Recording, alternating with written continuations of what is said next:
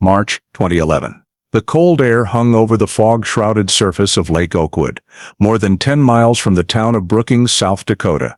Powerful lights from the salvage team's equipment pierced the pitch-black water and illuminated something no one had believed was still down there for the past 3 decades. Control, we need the forensics unit and evidence preservation team to Lake Oakwood scene immediately. The technician's voice crackled over the radio, echoing into the biting fog of early spring night. What began as a routine survey in a cold case reopening program had just become something entirely different, something that would finally answer the question that had haunted South Dakota for 31 years. Beneath several meters of mud lay a submerged car, and on its rusted license plate were the characters BKS 417. The plate from the Chevrolet Impala Robin Whitmore was driving the night she vanished in 1980.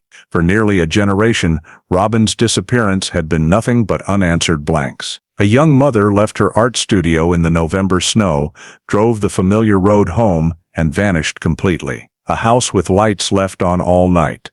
A 2-year-old child found alone the next morning. A car that never returned to the garage driveway. A case file numbered 8147 and closed for lack of leads. Before we continue this shocking story, take a second to hit subscribe and like this video. Your support helps bring forgotten cases back into the light, and make sure you don't miss any part of solving a cold case. Recovering the car from Lake Oakwood wasn't just a turning point in the Robin Whitmore disappearance. It was the first domino in a chain of events that would unearth secrets buried for 3 decades in South Dakota. Because when authorities finally zeroed in on a suspect and made their approach in 2011, it wasn't a stranger or some shadowy figure. It was someone who had lived among the community, who had once worn a uniform, who had left base without permission on the exact night Robin disappeared, and who had been ruled out long ago. The Whitmore case isn't just a mystery that was solved. It is proof of the persistence of investigators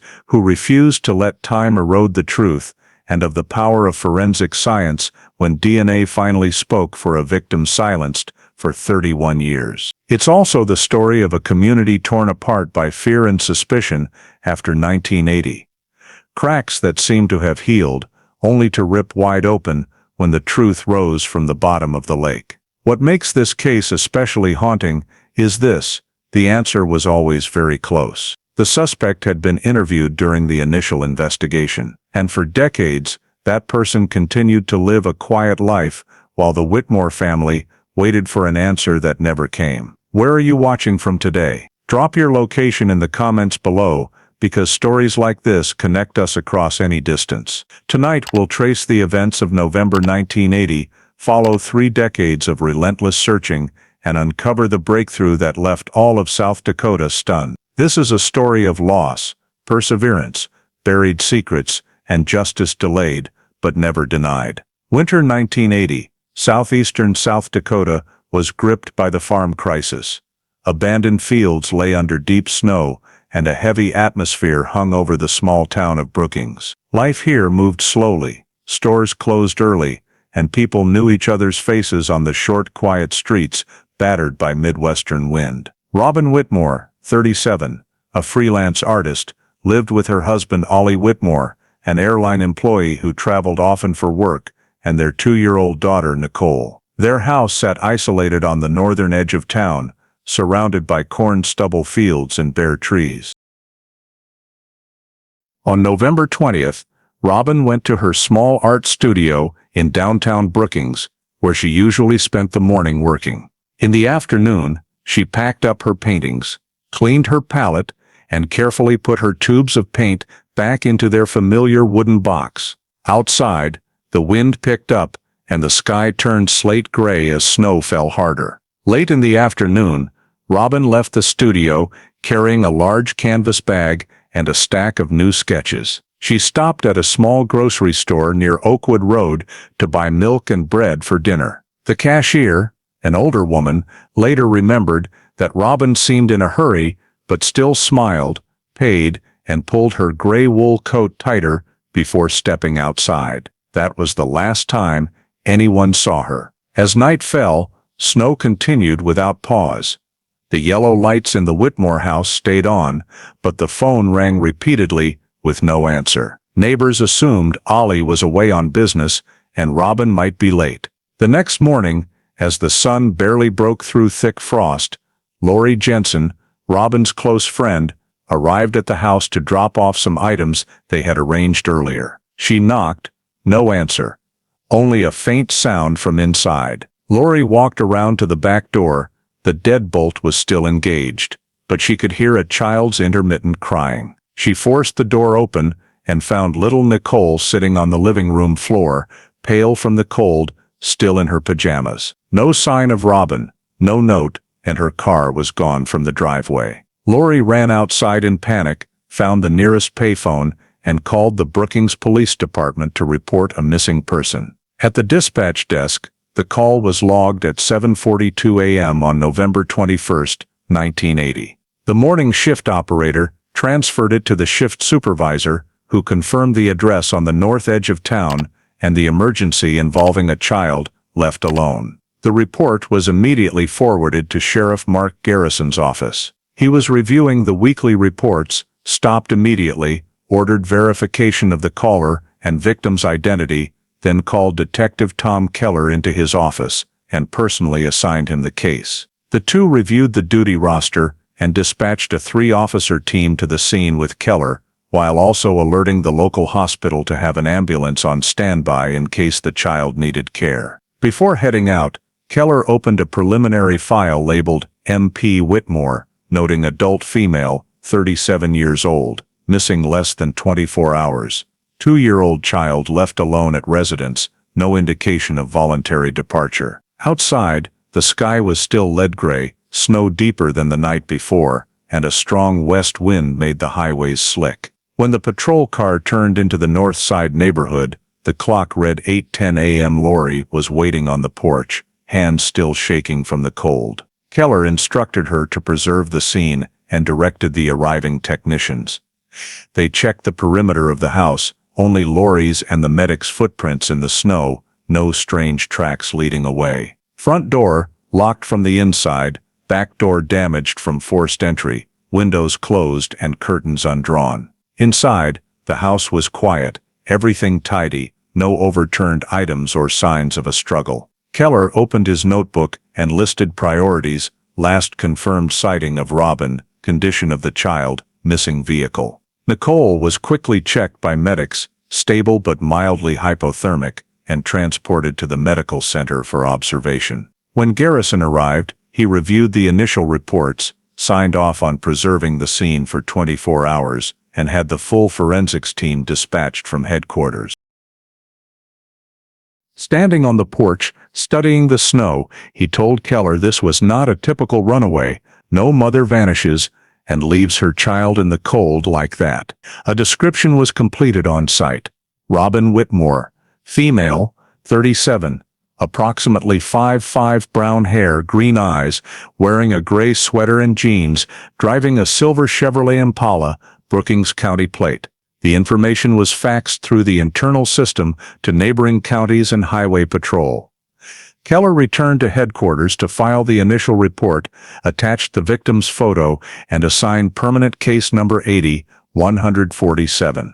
Garrison approved opening the investigation and wrote on the first page, "Adult missing person, unusual circumstances, immediate verification of travel route required." On the last line of the log, he added by hand, "Begin investigation at Whitmore residence.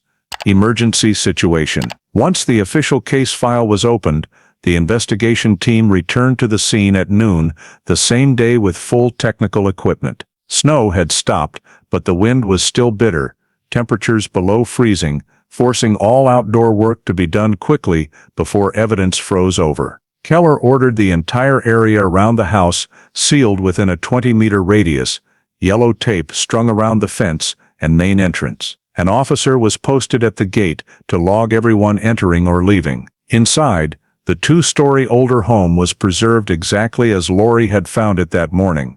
The living room was bright, south-facing windows closed, carpet unmarked by scratches or drag marks. On the table sat a half-finished glass of milk next to a magazine and several unfinished sketches. Keller walked the ground floor hallway, noting every detail: cushions aligned, curtains neat, floors clean, no skid or impact marks. The kitchen door was ajar, dim light falling on the dining table, where clean dishes were still upside down on a cloth. Refrigerator closed, no food left out, fireplace still faintly warm from being on the night before. Upstairs, technicians checked the master bedroom. Bed made, blankets smooth, no sign anyone had slept there the previous night. Jewelry and personal items untouched on the dresser. Keller noticed one small detail: the bedroom mirror was slightly tilted away from the wall, but no pry marks or signs it had fallen. Nicole's room was tidy,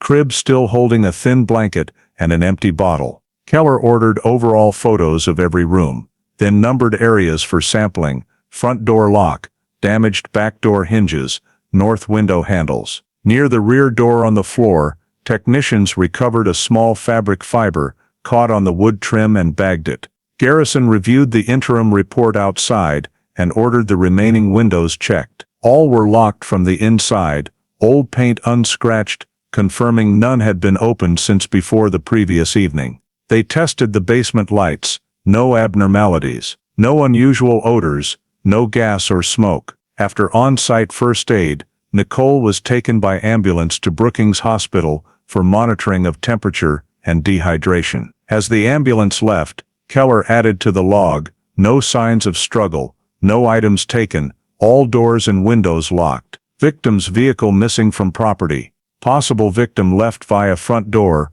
or was let out before door was locked. Sheriff Garrison signed the first scene report at 13:05, ordering the scene preserved another 24 hours for deeper analysis. A semi-automatic camera on a tripod recorded front, rear, and both side hallways of the house. When technicians finished measurements, outdoor markings were also mapped to scale. Snow had already covered Lori's morning footprints, leaving only narrow ruts from the ambulance tires. The team wrapped up the survey in early afternoon, sealed the front door with red tape, and posted a crime scene, "Do not enter" sign. Keller packed his notebook, stepped onto the porch, and looked down the snow-covered road toward downtown. In his notebook he wrote the final line of the report: house locked from inside, belongings intact, no evidence of struggle. Victim's location unknown. Area secured and scene preserved. That same afternoon, after securing the scene, Keller began basic information gathering. He set up a small back room as an interview space, placed a tape recorder on the table, and asked Lori Jensen to sit. Lori was still shaking, hands clasped tightly. Keller asked her to recount exactly what happened from the last time she spoke to Robin until discovering Nicole that morning. Lori said she and Robin had talked on the phone around 4 p.m. the previous day about a small exhibit at the city library the following month. The call lasted less than 5 minutes. Robin said she'd stay at the studio a bit longer, then head home to make dinner. Lori hadn't tried to reach her again. She also confirmed Robin was punctual and never left town without telling someone. When Keller asked about daily habits, Lori said Robin always drove the silver Chevrolet Impala, usually parked at the turnoff beside the house. She had no new acquaintances or conflicts with neighbors. Keller noted these details, marking 16 o'clock as the last confirmed contact. Next, he interviewed two nearby households. Mrs. Peterson, across the street, said around 6 o'clock the previous evening, while closing her chicken coop, she saw the Whitmore living room lights on, then heard nothing else. Mr. Harris at the end of the road said around 8, he saw car headlights flash past his window and assumed Robin was home, but when he looked out, the car was gone. Keller recorded all statements with a sketch showing each house's position relative to the main road. After finishing, he returned to headquarters and phoned Minneapolis to reach Ollie Whitmore. The call connected through the local switchboard. The man on the other end sounded tired but clear. Ollie confirmed he was on a work trip at Northern Plains Airlines headquarters from November 18, 20, staying at the Regal Inn near the airport. He left the office at 6 p.m. on the 20th and had called home with no answer. Keller asked for full trip details, flight times, hotel receipts, and names of people who could verify his presence during that window. Ollie agreed to cooperate and said he'd return to Brookings the next morning. After the call, Keller cross-referenced the new information with the scene report and Lori's statement. An initial timeline began to form. 8:30 a.m. Pay 11/20. Robin arrives at studio, 15:45. Leaves studio, 16 o'clock, phone call to Lori. 16:30, stops at grocery near Oakwood Road. 17 o'clock, leaves store, heads north. After 18 o'clock, no further sightings. He flagged 17 o'clock, 18:30, as the critical unknown window, likely when Robin disappeared. Given weather and traffic conditions, Keller estimated the drive from the store to home was only about 10 minutes, so if Robin didn't arrive after 17:30, something happened on that less than 5-mile stretch. Garrison reviewed the notes, ordered weather service data for that evening to compare with reports of house lights being on, and sent an officer to pull the Whitmore phone records for the day. By late afternoon, Keller completed a 12-page report with area maps and 3 witness statements. In the preliminary conclusion he wrote, "Victim missing between approximately 17 o'clock, 18:30 on November 20, 1980, probable location on northbound Oakwood Road, 4 or 5 miles from Whitmore residence. No evidence of voluntary departure. Priority, expand search of this route within next 24 hours." On the morning of November 22, Keller and the patrol team began surveying the entire route Robin normally took from the studio to home, focusing on the Oakwood Road segment identified as the final timeline gap. Brookings was still buried under 2 days of snow, sub-zero temperatures had iced the roads, and any ground evidence was faint. Keller carried an enlarged topographic map from the transportation department, red-lined with the nearly 5-mile route from downtown to the north side residences. He started at Robin's studio in the old row of buildings on Main Street. The door was locked.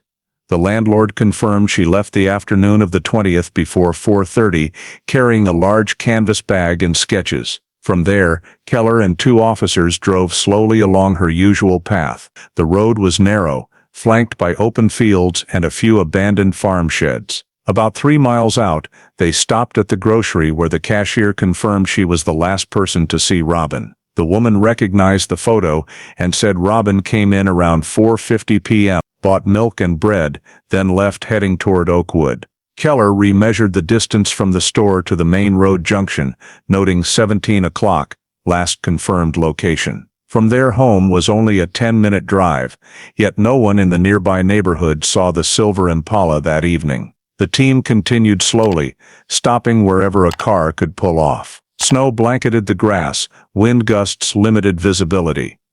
One officer spotted faint ruts near the shoulder, but couldn't tell if they were tire tracks or just frozen runoff. Keller ordered photos and GPS coordinates marked. Near the end of the segment, they reached the isolated wooden house of the Latham family, about a mile from Lake Oakwood. The middle-aged man, Paul Latham, who had lived there over 10 years, said on the evening of November 20th, while tending horses after 6 o'clock, he saw a light-colored car parked close to the road edge, roughly 200 yards from the lake turnoff. He didn't notice the plate, but remembered the taillights stayed on for a few minutes, then went out. Keller recorded this as the first lid beyond the cashier's account. The team stopped at the spot Latham indicated, measured possible parking direction, photographed the scene, and marked it with a wooden stake labeled Point A, Oakwood Road, 6:10 p.m. On the right side of the road, a narrow dirt track led through sparse woods to the lake shore.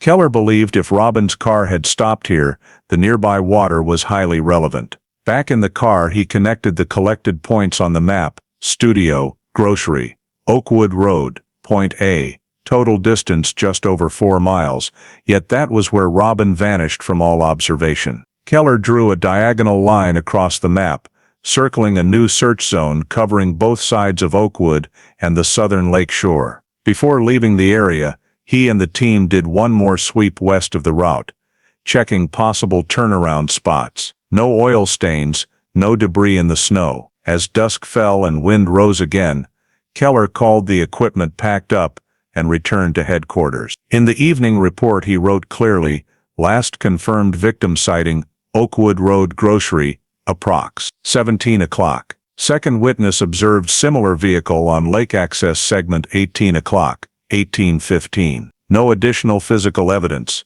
Priority next detailed search of lake and surrounding wooded area." Keller's report was submitted late in the day, and first thing the next morning, Garrison called an emergency meeting at the Brookings Police Headquarters to launch the expanded search plan. He assigned Keller to coordinate the field operation while mobilizing the entire county sheriff's department, the volunteer rescue team, and local civil defense units. When the meeting ended, a map of the area was spread out on the long table. Oakwood Road, the forest to the south, and Oakwood Lake were the three main focal points. Garrison divided the teams into 4 groups. 1 to sweep the roadway from the store to point A. 2 to check both sides of the forest, and the remaining group to handle the lakeside area. He contacted the K-9 unit from neighboring Moody County for tracking support. The plan aimed to find any sign of the Chevrolet Impala or Robin's personal belongings within the next 48 hours. By noon on November 23rd, 12 patrol cars and 3 rescue pickup trucks assembled at the starting point on Oakwood Road. The sky was overcast, the wind bitter, and the low temperature turned every breath into vapor. Keller double-checked the equipment list: radios, high-powered flashlights, metal detectors, topographic maps, cameras, and evidence marker kits. Each team was issued its own call sign and operated on a unified radio channel. The order to move out was given at 12:45 p.m. Team 1 headed east. Sweeping along the roadway, Teams 2 and 3 fanned out into the forest.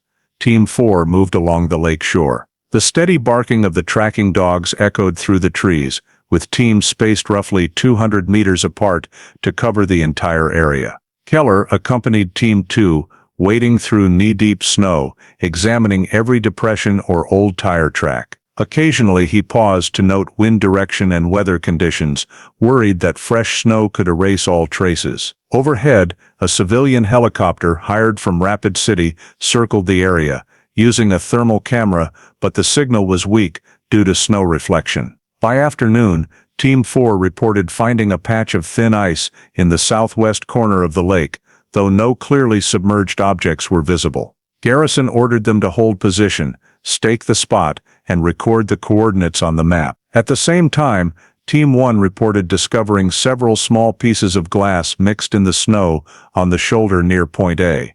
Source still unknown. Keller had the fragments collected, temporarily numbered, and handed to the evidence officer. Throughout the afternoon, the teams continued searching, raking snow around the forest, but found no other signs. Daylight faded quickly, and stronger winds made movement difficult. At 5:30 p.m., Garrison ordered a halt to avoid risking personnel. The entire area was cordoned off with caution tape and signs reading, "Search scene.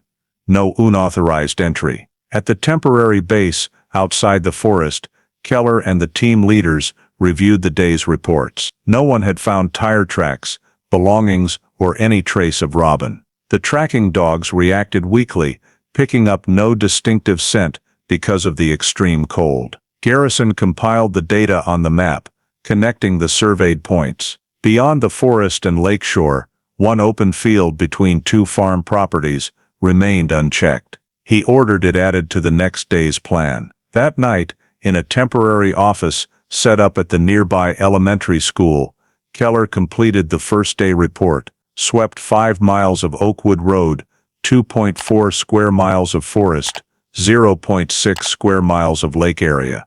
No visual results. No vehicle, body, or personal items located. Weather conditions severely hampered operations. He signed it at 9:15 p.m., folded the report, and faxed it to headquarters for Garrison. Outside the window, snow began falling again, covering the search team's remaining footprints, and the entire Oakwood area sank into silent white, as if no one had passed through during the long day of searching. On the morning of November 24th, under Garrison's direction, the search radius was expanded another 15 miles west and south, now including abandoned farmland along the road connecting Brookings to the town of Arlington. A temporary command post was set up in an old warehouse near the Oakwood Lake entrance for easier coordination. The weather was even colder that day, with temperatures dropping below -15 degrees. Old snow had frozen into hard slabs, slowing movement.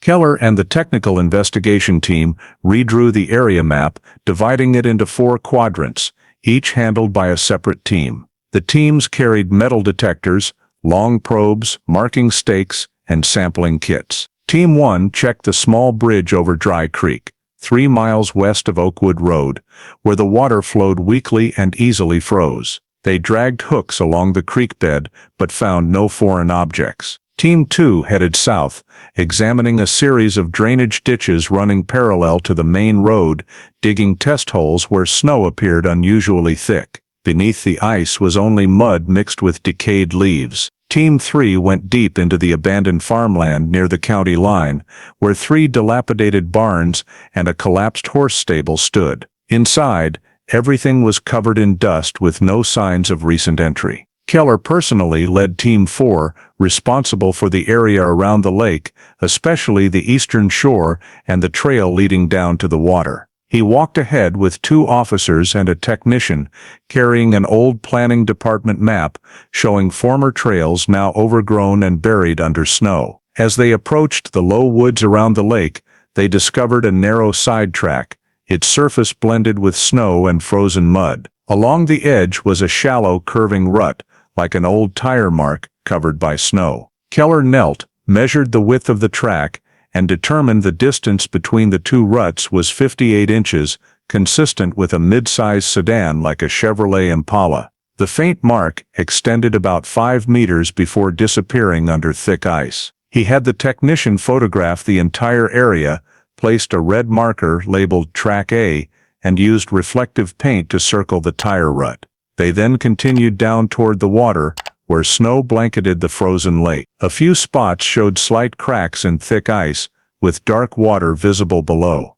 Keller probed the surface with a hook, but detected no metal objects. Strong wind whipped snow into small drifts across the ice, making observation difficult. He had wooden stakes driven in at 3 suspicious points 10 meters apart, labeled B1, B2, and B3, to mark locations for further checking when weather improved. At the same time, Team 1 at Dry Creek Bridge reported another set of tire tracks running parallel to the forest entrance, but crushed by passing trucks. Garrison ordered Keller to record both locations on the master investigation map. By afternoon, all teams returned to the temporary command post to report results. Keller presented the new map, the search now extended to the 15-mile limit, covering more than 20 square kilometers in total. The most significant find was the tire rut at the lake entrance, matching the victim's vehicle type and located near where witness Paul Latham had seen a light-colored car 2 nights earlier. Garrison reviewed the photos, ordered the area cordoned off, and designated it the primary suspect zone. He proposed bringing in a rescue team with sonar equipment from Sioux Falls the next day to survey the lake bottom. Before dismissing the group, Keller reminded everyone to log exact times and locations searched to avoid duplication and to preserve all snow, mud, and glass samples collected that day. That night, the teams returned to the temporary warehouse, lit fires for warmth, and wrote up their duty logs. Outside, wind howled through the cracks, and distant Oakwood Lake was shrouded in fog. Only the small wooden stakes protruded from the snow, evidence that the search continued across the vast white landscape that had so far revealed nothing but absolute silence. On the morning of November 25th, following Garrison's orders, a state rescue team was dispatched from Sioux Falls to Brookings to assist in surveying the Oakwood Lake area, now identified by Keller as the primary suspect zone in the previous day's report. 6 rescue specialists and 2 divers arrived with a truck carrying early-generation sonar equipment and manual grappling hooks. the type still used for underwater vehicle recoveries before precise positioning technology existed. The sky was overcast, constant cold wind lashed the lake, and the temperature neared -20 degrees, making the ice hard but uneven. Keller and a local technician set up a temporary tent on the eastern shore as the coordination point and staked out the 3 previously marked zones. The rescue team drilled holes roughly half a meter wide through the ice at each point and lowered a wired camera, but visibility beneath the surface was nearly zero due to stirred-up bottom mud. They switched to metal grappling hooks on steel cable, lowering them into each location and dragging slowly sideways for feedback. The steady drone of the generator echoed across the lake, mixed with wind and the creaking of chains. After more than an hour, one diver reported the hook catching on something solid at 4 meters depth. But when pulled up, it was only a thin, rusted metal sheet, possibly part of an old trash can or abandoned boat piece. Keller had it bagged for examination, though it clearly was not vehicle-related. While the underwater team continued dragging, an observer on shore noticed an area of ice with an unusually dark tint, about 8 meters from marker B2. They approached, bent down, and saw the ice stain black.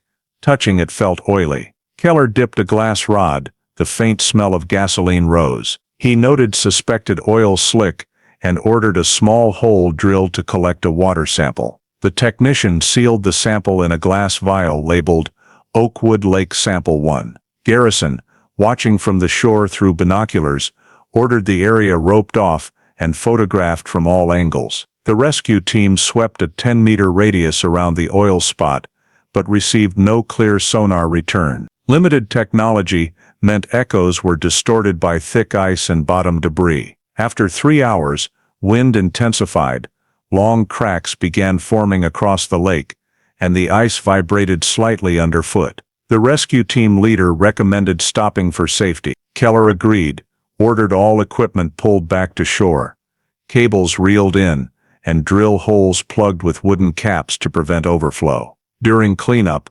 another worker reported a second small oil patch drifting south, already dispersed by wind. Keller logged the coordinates, labeled it Oil Spot 2, and took additional photos. All samples were boxed and sent to the county lab for analysis. As the sun dropped, temperature plummeted, and thick fog reduced visibility to under 20 meters. Garrison ordered work halted for the day, and the entire area sealed with signs reading danger.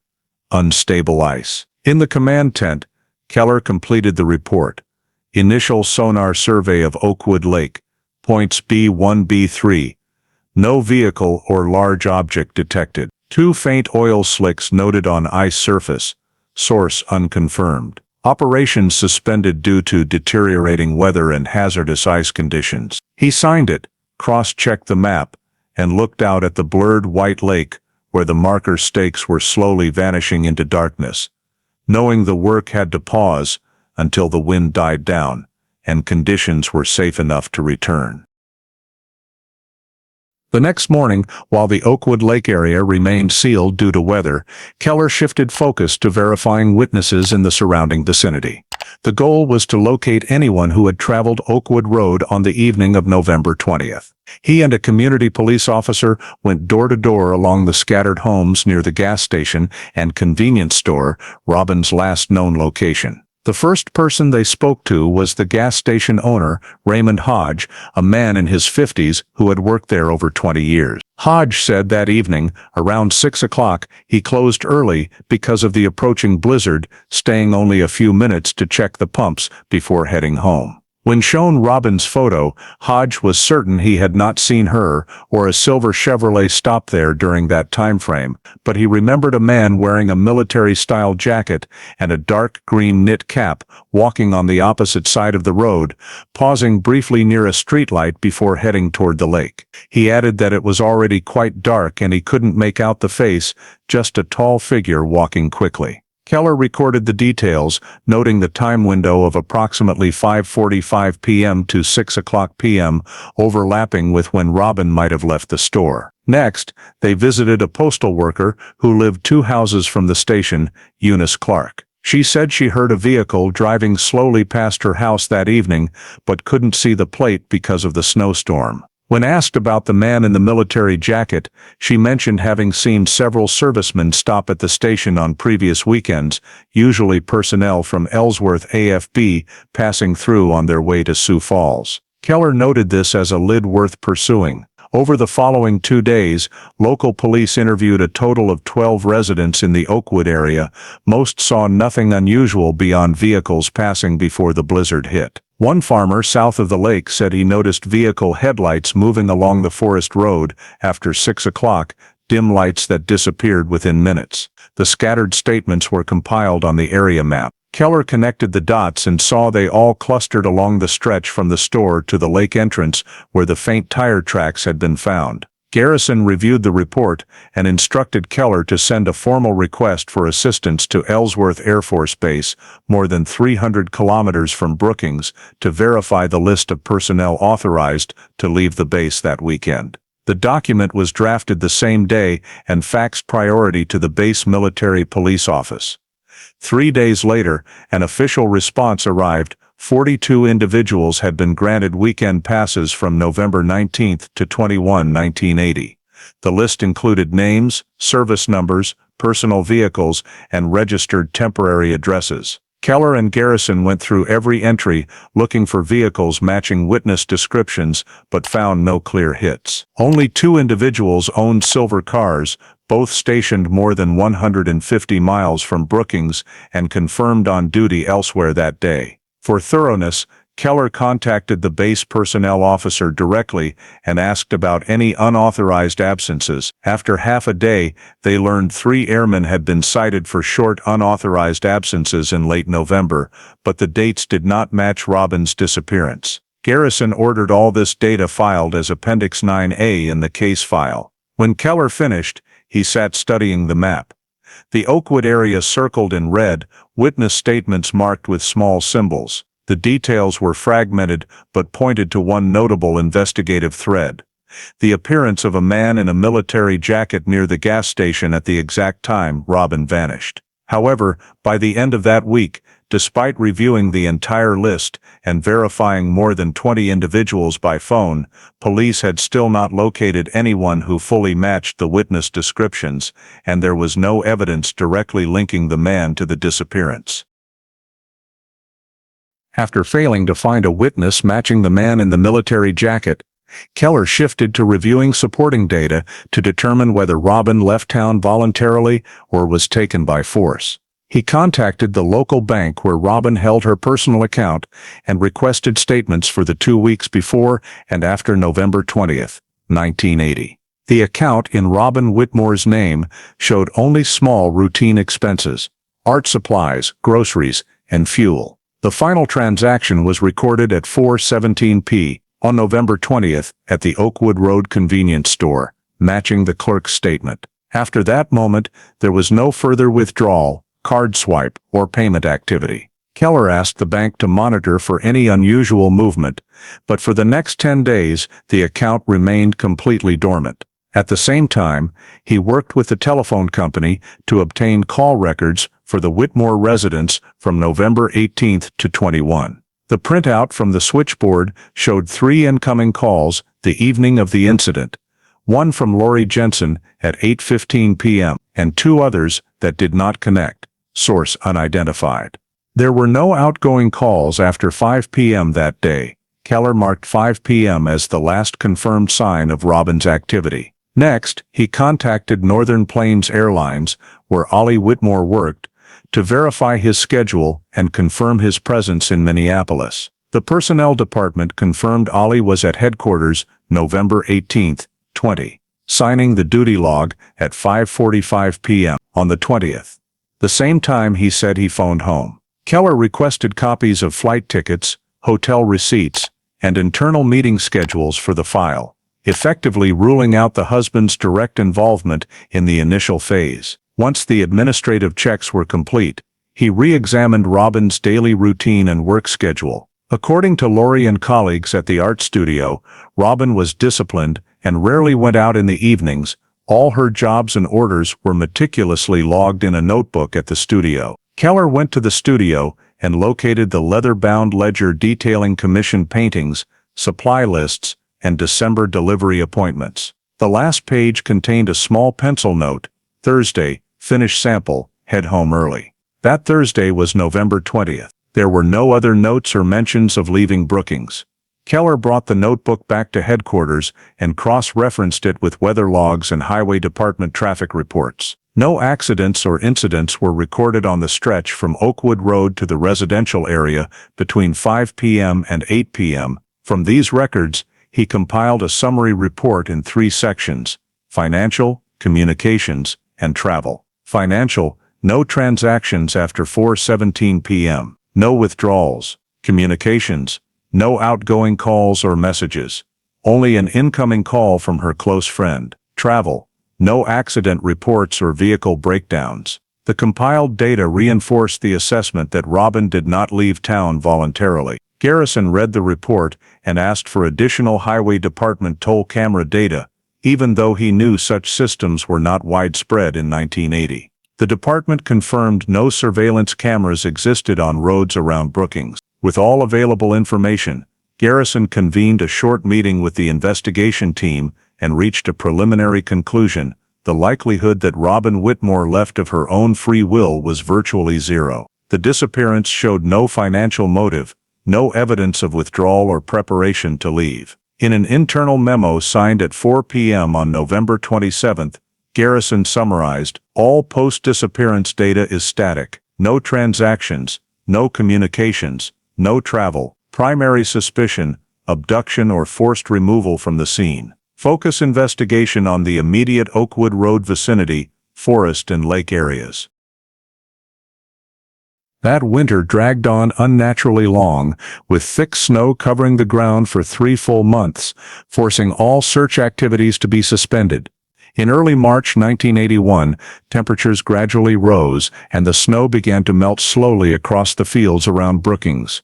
As the ground became exposed, Keller and the patrol team returned to the Oakwood area as part of the supplemental sweep plan that Garrison had approved at the end of the previous season. They brought the old maps and previously marked locations, focusing on the low strip of woods bordering the trail that led to the lake, the spot where faint tire tracks had been discovered earlier. After weeks under ice, the ground now clearly revealed dark mud and scattered broken branches. The technical team strung ropes to divide the area, moving slowly step by step, using wooden probes to check suspicious spots. Around noon, one officer in the team spotted a shiny object in the mud beside a small side path. Keller bent down to look and recognized it as a broken piece of mirror about the size of a hand, with traces of silver paint still clinging to the back. He used tweezers to pick it up, examined it in the light, and immediately placed it into an evidence bag. A few meters away, another technician called out when he noticed a scrap of light gray fabric in the tangled grass. It felt like the felt material used for car seat upholstery. Keller signaled the entire team to stop, had photographs taken in place, and marked it as evidence point C. The fabric scrap was carefully cut, placed into a labeled, sealed plastic bag. He carefully measured the distance between the 2 discovery points, recorded the coordinates and wind direction, then drove wooden stakes to mark the area. When the cleanup was complete, Keller examined the trail surface more closely and noticed a depression in the dirt that ran for about 3 meters, as if something heavy had slid across it while the mud was still wet.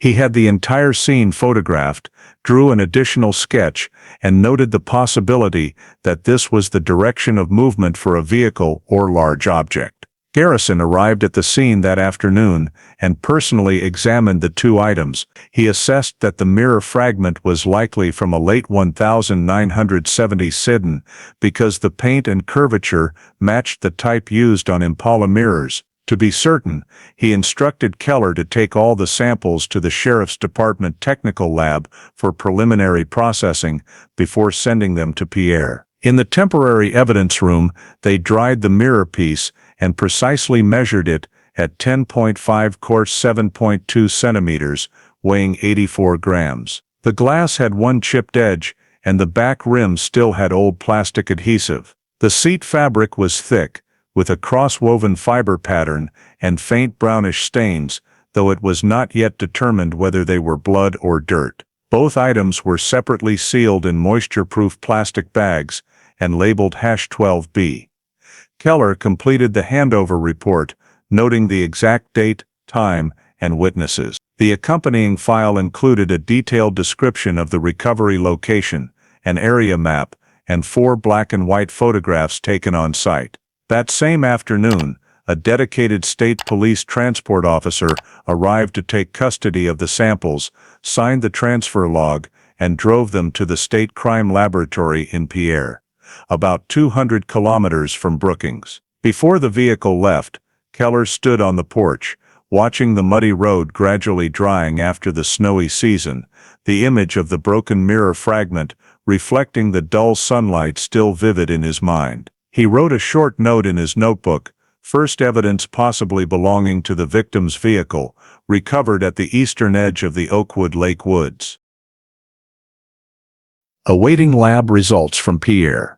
The leafless trees stood silent along the trail, with only the sound of wind blowing across the misty lake surface, as if reminding him that the missing person case remained unsolved, and everything still began on this road, where the snow had just melted, and the earth had only just revealed faint traces after months of burial. 3 weeks later, in mid-April 1981, the forensic report from the state crime lab in Pierre was returned to the Brookings Sheriff's Office. The 12-page report, stamped Preliminary Material Analysis, was signed by materials engineer James Hall and technical supervisor Janet Moore. Keller was present when the sealed envelope was opened in the evidence room. The broken mirror fragment was analyzed first. The lab used reflectance spectroscopy to determine the glass composition, revealing sodium and calcium oxide ratios consistent with rear-view mirrors manufactured between 1977 and 1979.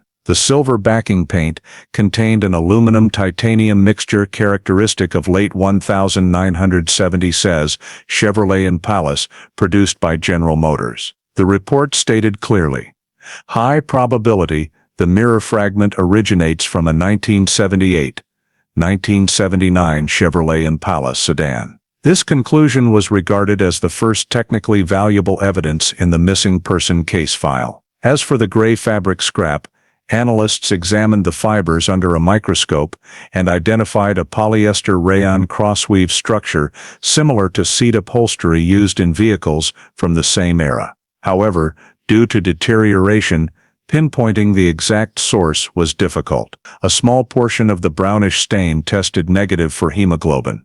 No human or animal blood was detected. Hall added a note. Insufficient data to confirm direct connection to a criminal case, however, material characteristics are consistent with the vehicle believed to belong to the victim. Keller read every line carefully and noted in his log that the 2 samples strengthened the hypothesis that Robin's Chevrolet Impala had been near the Oakwood woods before disappearing. Still, the technology available at the time did not allow extraction of biological traces or DNA from non-organic material. State forensic labs in that era relied primarily on physical observation, chemical tests, and sample comparison.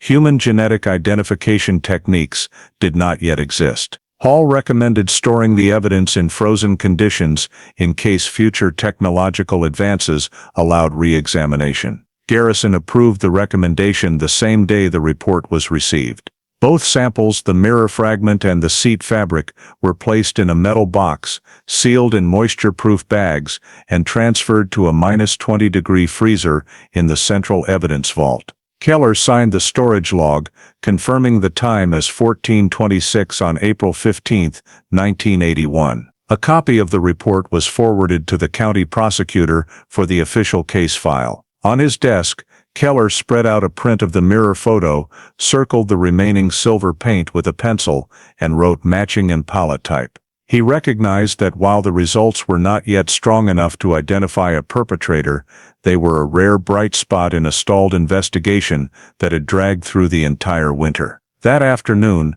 Garrison held an internal briefing to summarize the situation. He presented the lab findings to the entire investigation team, emphasizing that the discovery confirmed the theory of the Chevrolet's involvement in the disappearance and suggested the vehicle had either broken down or been deliberately hidden in the Oakwood Lake Woods area. However, no additional clues had surfaced since the snow melted. The terrain was vast, and continuing poor weather made expanded searches impractical. Garrison concluded the meeting by ordering all evidence preserved in the central vault and shifting the case status to passive monitoring. In the final quarterly report, Keller wrote, "Crime Lab report confirms materials consistent with late 1977 Chevrolet Impala. No blood or DNA detected. Samples hash 12B placed in frozen storage for possible future re-examination when technology permits." The line was underlined in black ink, as if to stress that what they held was only a tiny fragment of an unfinished picture, where the car and the woman who vanished remained buried deep in the cold land that had revealed nothing since that snowy night the previous year. In the months following the release of the physical evidence report, the investigation made virtually no further progress. The snow was completely gone. Spring passed, then summer arrived, and the Oakwood Lake area returned to its quiet state as though no search had ever taken place. Keller and his team continued monthly visual patrols of the previously marked eastern woods, but found no new evidence. Periodic reports sent upward repeated the same conclusion: no vehicle tracks, no signs of burial or unusual human activity. The witness list was expanded by 5 more people from the Brookings suburbs, but all statements were vague and of no investigative value. A second verification of the personnel list from Ellsworth AFB still showed no matches. The state crime lab in Pierre could conduct no further tests due to equipment limitations and reiterated that samples hash 12B should remain in long-term storage until suitable technology became available. Keller spent many evenings reviewing the entire case file, cross-referencing statements, locations, and timelines. But every lid ended at the Oakwood Road. Robin's Chevrolet Impala remained missing without a trace, never located within hundreds of miles. Once he and Garrison drove all the way to the Moody County line, checking repair shops and junkyards in hopes someone had seen an abandoned car, but everyone said no. They also reviewed reports of burned vehicles, accidents or cars found in rivers, but none matched the license plate. By August, with no new data, Garrison had to prepare a final summary for the county prosecutor's office. The 19-page report began with the sentence, "After 8 months of active investigation, insufficient evidence exists to establish criminal conduct or identify any involved parties." In the conclusion, he stated clearly, "There is no evidence the victim left voluntarily, but neither is there proof of assault or homicide. No body, no vehicle, no direct witnesses. Therefore, no specific crime can be determined at this time." Garrison signed the last page and affixed the red Brookings Sheriff's Office seal. On August 28, 1981, the Robin Whitmore case file was officially changed to inactive status, marking the suspension of the investigation after nearly a year with no progress. Once the new status was updated, the full archival procedure was activated per regulation. In the first week of September 1981, Keller was tasked with compiling all documents, physical evidence, and scene photographs for transfer to the State Criminal Archive Office in Pierre. He and 2 administrative staff rechecked every item on the list: witness statements, scene diagrams, evidence collection reports, copies of lab results, and more than 40 black and white photos of the Oakwood area. Each document was stamped as authenticated, arranged chronologically, and placed into large case envelopes labeled Case 80-147, Robin Whitmore. The 2 #12B samples, the mirror fragment and seat fabric, remained in their metal box inside a temperature-controlled transport container with a separate handover form. Before final sealing, Keller double-checked the tamper-evident tape for any tears. He signed the certification along with archivist John Warner and Sheriff Garrison. All 3 applied the sheriff's office red wax seal. The files were sealed with moisture-resistant tape, the boxes taped shut and secured with safety straps. On the morning of September 10th, the state transport vehicle left the Brookings headquarters in the early fog, carrying the evidence container and 2 file boxes. Keller rode along to Pierre to hand them over personally. The more than 200-kilometer trip took 4 hours, passing through golden fields and windmills, gently turning in the early autumn breeze. Upon arrival, Central Archive staff directed them to the unsolved cases storage area in the second basement level of the State Justice Building. Rows of metal shelves filled the room, holding hundreds of numbered boxes from counties across the state.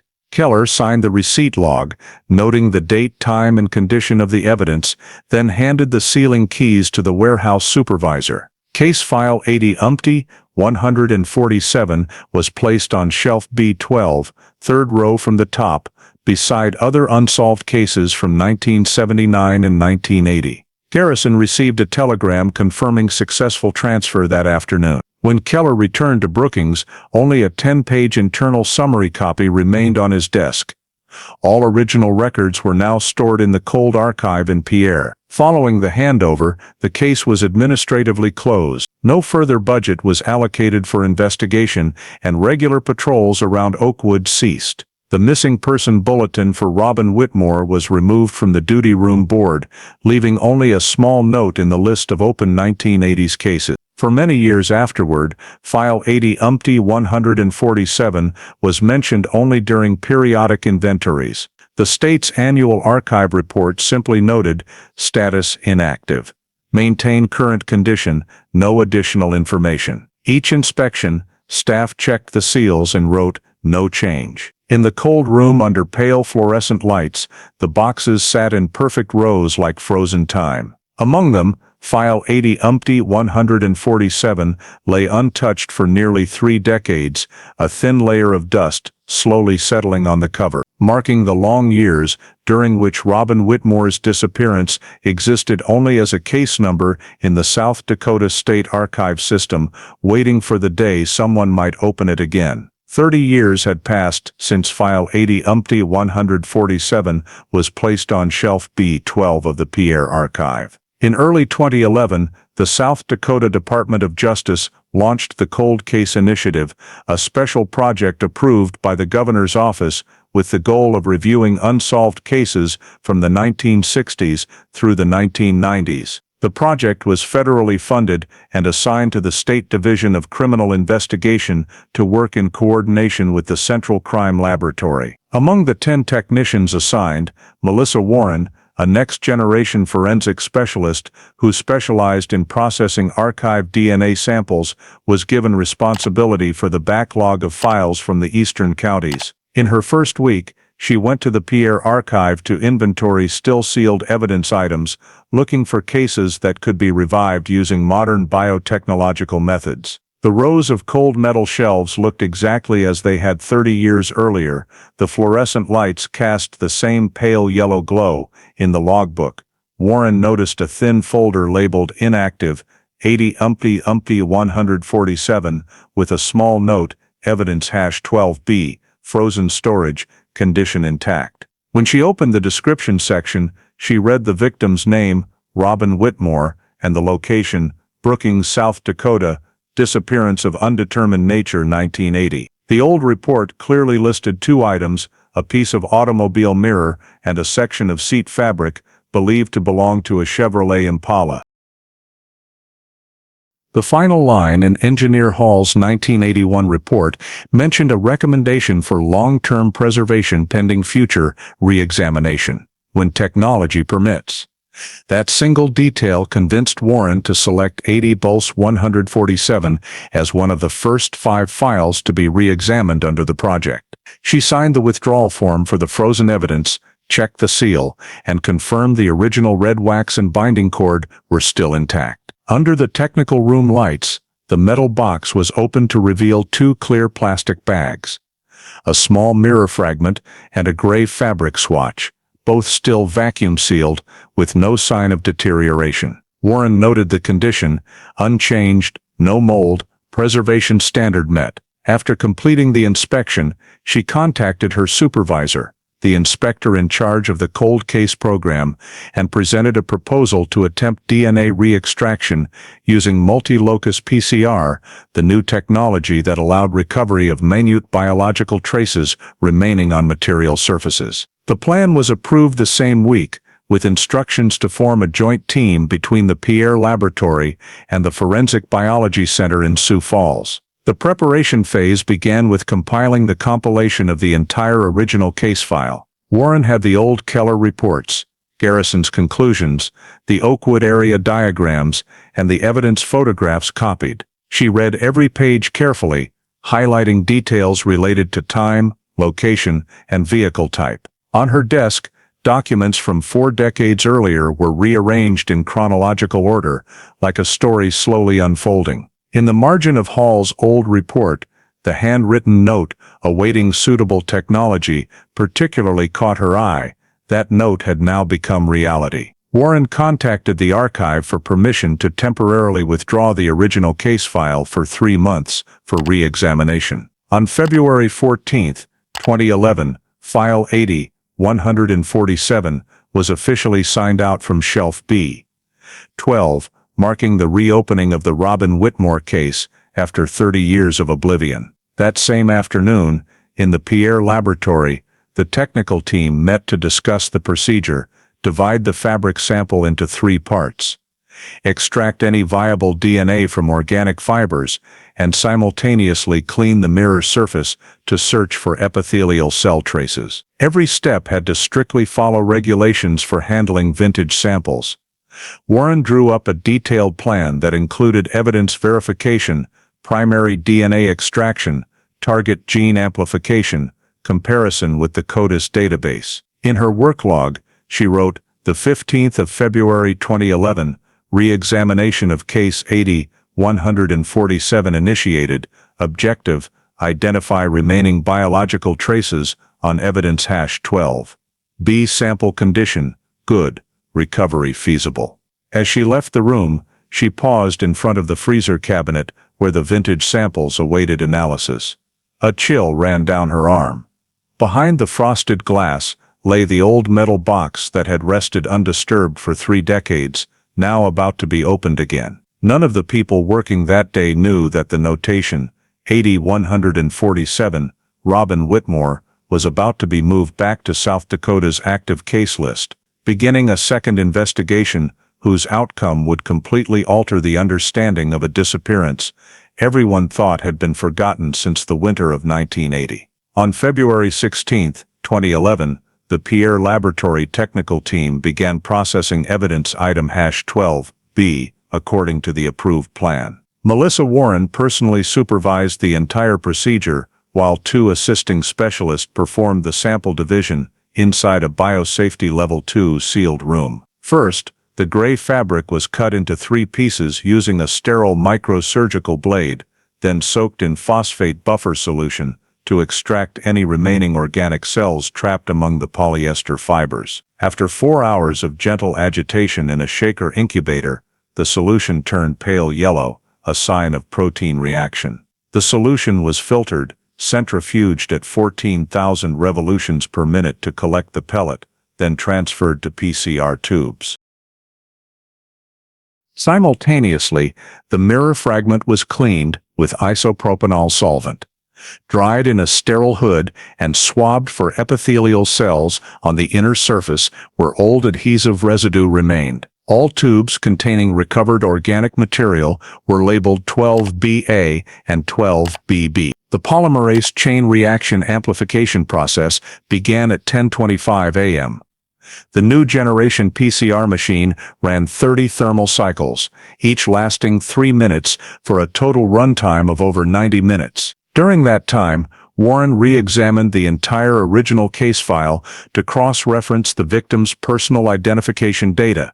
The laboratory still retained hair and fingernail samples from Robin submitted in 1980 for initial identification, so she used those as reference controls. When the PCR run finished, the computer screen displayed results showing 2 distinct DNA profiles in sample 12BA. One profile matched Robin Whitmore's biological record 100%. However, the system also detected a secondary, weaker but clear, band characteristic of the Y chromosome, indicating the presence of male DNA. Sample 12BB, taken from the mirror, yielded the same pattern, predominantly female X chromosomes with a minor male signal. Warren halted the system, saved the data, and ran a second amplification for cross-verification. The results were virtually identical, confirming no technical error. The interim report stated, sample #12B contains a mixed DNA profile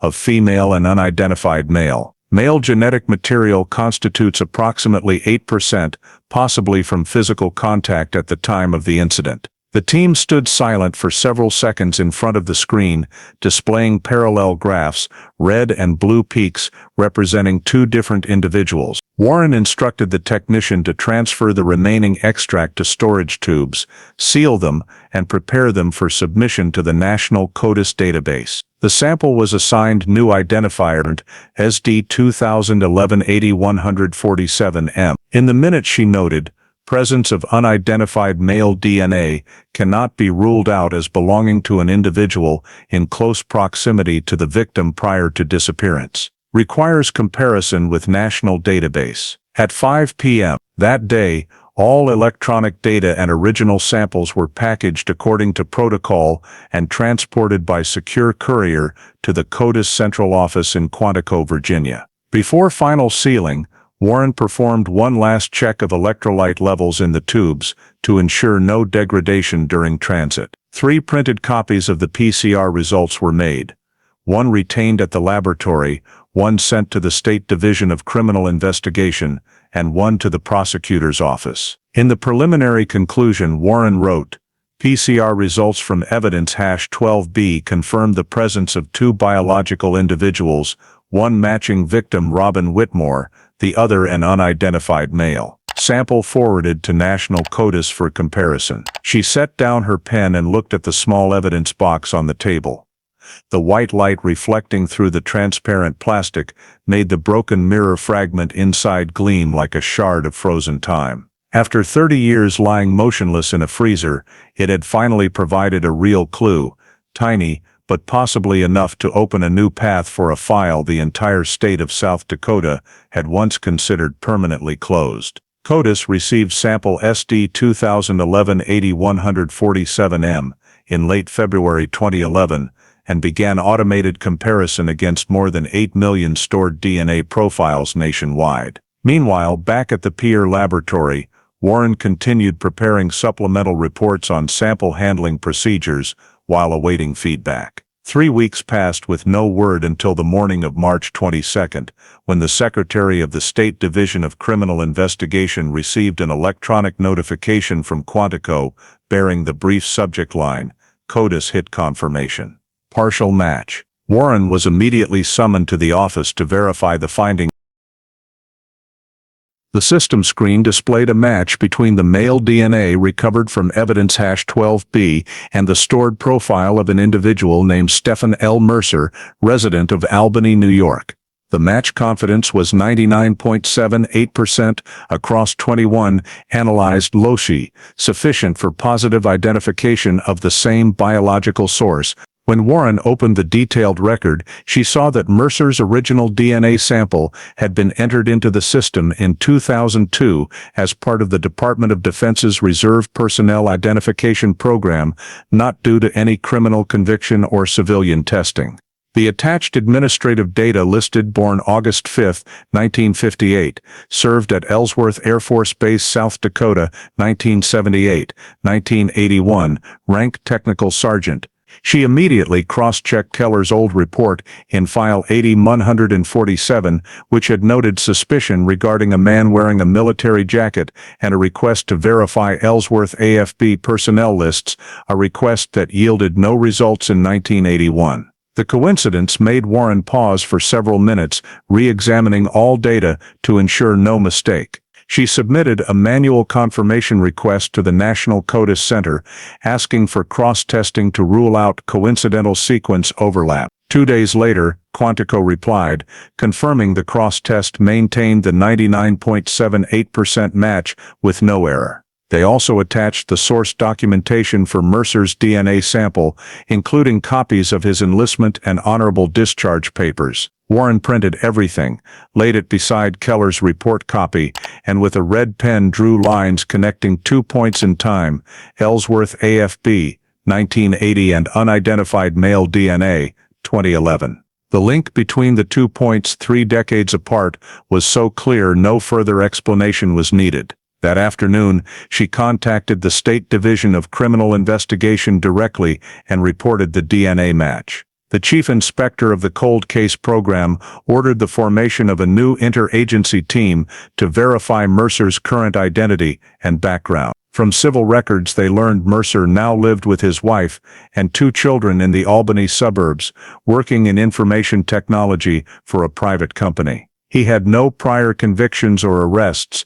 His medical and legal records were clean. Garrison, long retired but serving as a cold case advisor, was informed of the results. Upon hearing Ellsworth AFB, he fell silent, recalling the final months of 1980 when he and Keller had tried without success to obtain base personnel rosters. A DNA match after 30 years felt like a puzzle piece suddenly materializing in a picture everyone thought had faded completely. Warren sent an additional verification request to the Department of Defense for Mercer's complete service record, searching for any disciplinary reports during his South Dakota assignment. 1 week later, the official response arrived. Stephen Mercer had been disciplined for a 48-hour unauthorized absence in late November 1980. The exact period Robin Whitmore disappeared. The final note in the military record was brief: returned to base without incident. Warren printed the page and clipped it into file 80 ALS 147. At this point, every piece of evidence aligned. The male DNA on the evidence matched an individual who had been present in the Brookings area at the precise time of the disappearance. She finalized a comprehensive report for State Command with the interim conclusion: sample SD 2011-80-147, M matches DNA profile of Stephen L. Mercer, former Ellsworth AFB serviceman. Match probability 99.78%. Recommend initiating investigation into subject's background and movements during November 1980. As she signed her name, Warren realized that the Robin Whitmore case, believed dormant for 30 years, now had a real name attached to it. A living person who had existed in the exact time and place where all traces had once vanished. Immediately after receiving CODIS confirmation of the match, the South Dakota Division of Criminal Investigation sent a formal request to the U.S. Department of Defense for the complete military service record of Stephen L. Mercer.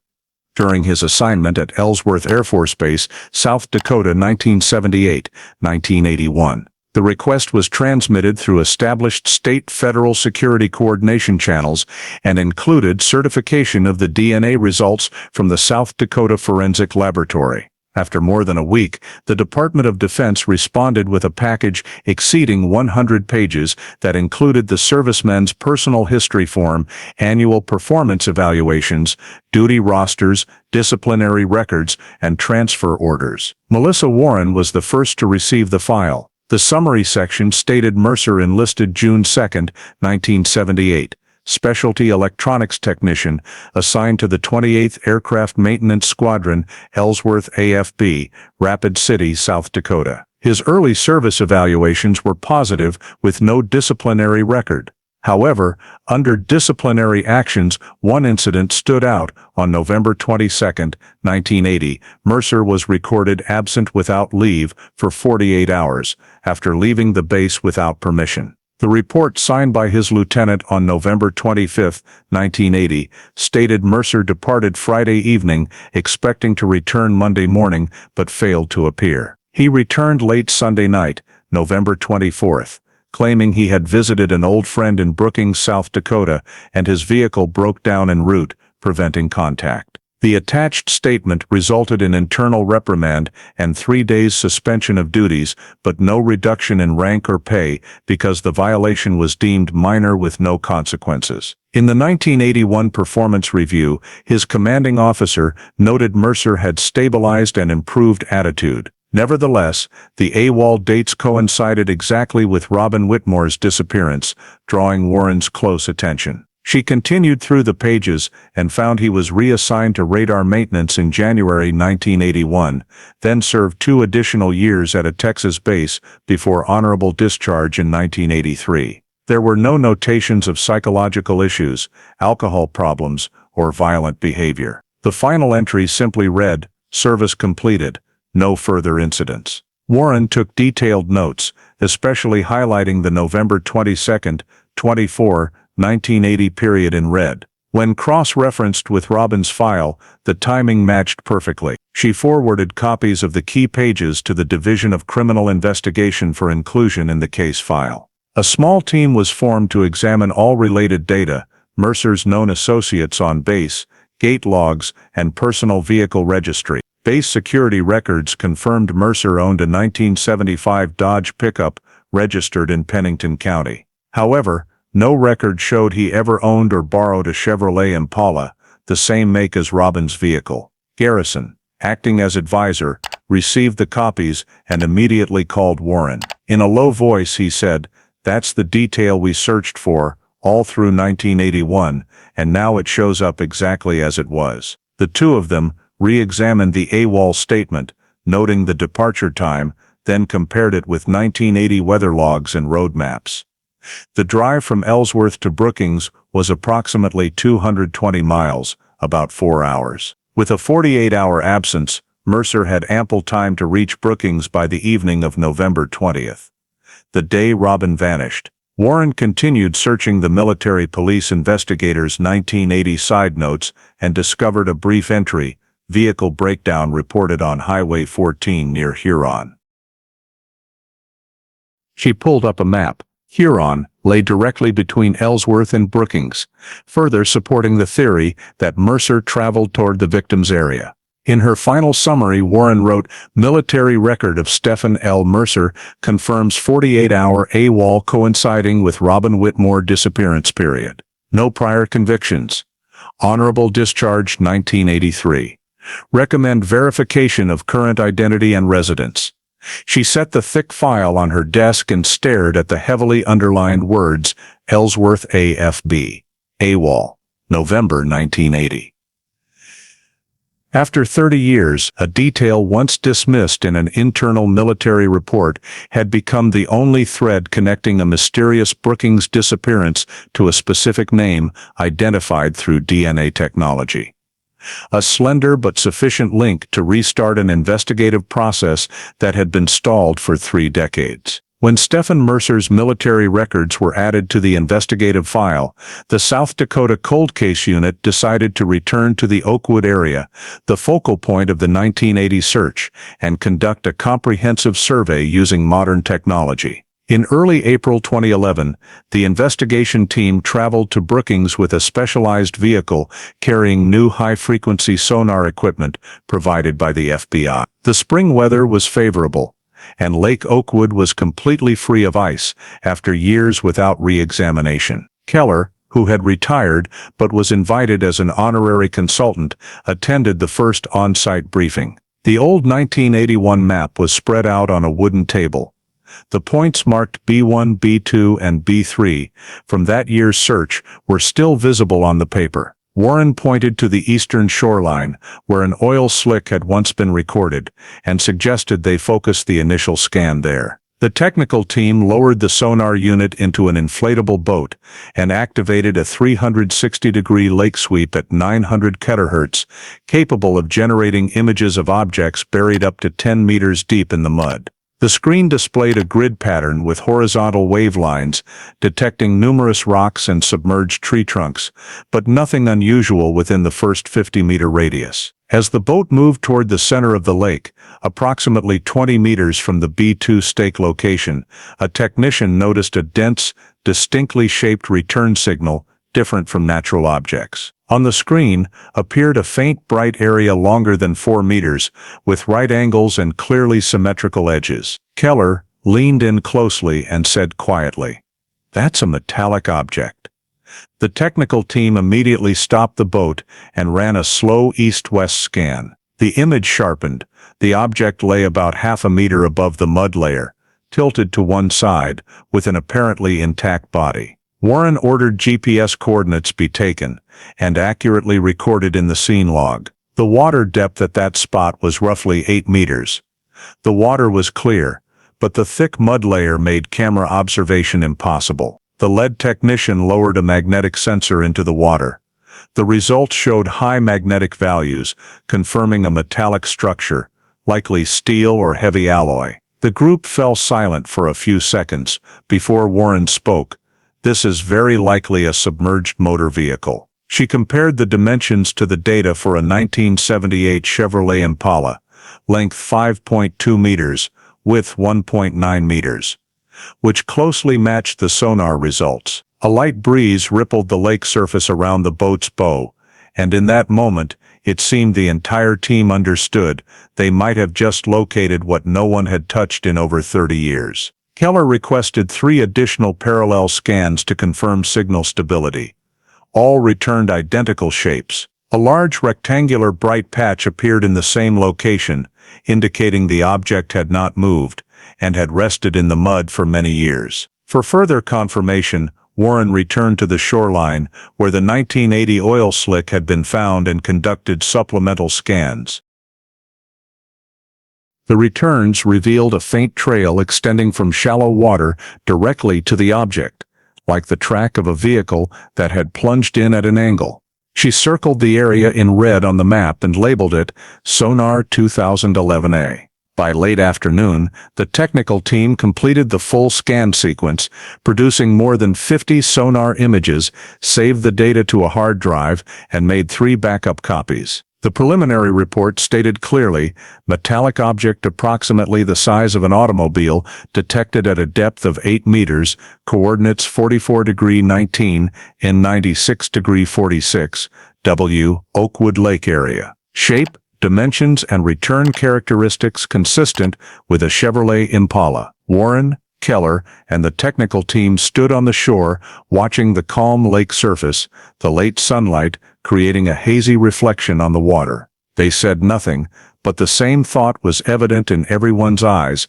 After more than 30 years, Robin Whitmore's car, the evidence that vanished with her, might still be lying beneath that cold mud. As they packed up the equipment, Garrison called from the state office for a direct report. Warren said briefly over the phone, "We have positive sonar returns.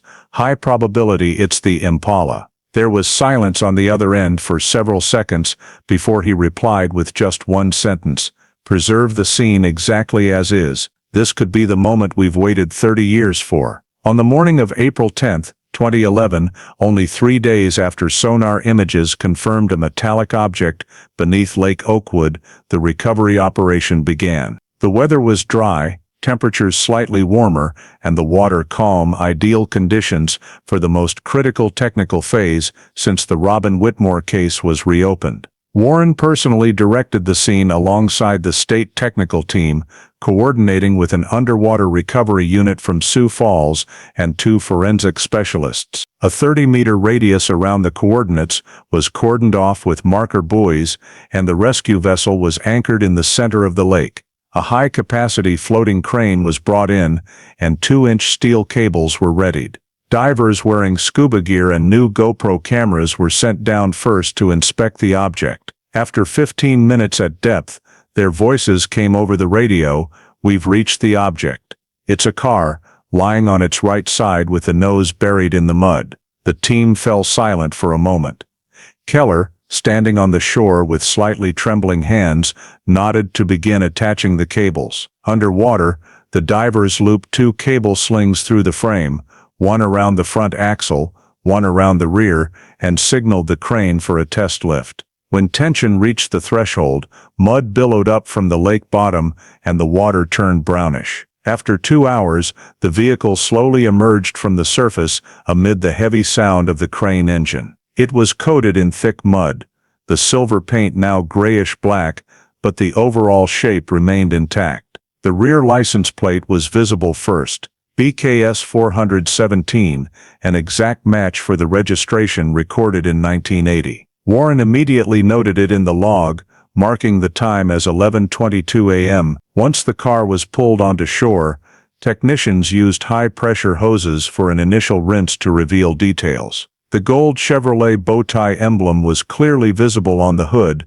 confirming it was a 1978 Impala. The windshield was shattered, part of the front roof caved in, signs of heavy impact before entering the water. All side doors were locked tight, the handles rusted away, leaving only metal frames. After the vehicle was secured on supports, the forensic team used specialized tools to open the doors. Inside the cabin, the front seats were rotted, the gray fabric mottled, matching sample hash 12B collected in 1981. A few old plastic fragments remained on the floor, the steering wheel was broken in two, and the gear shift was still in drive. When technicians opened the trunk, the hinges screeched dryly.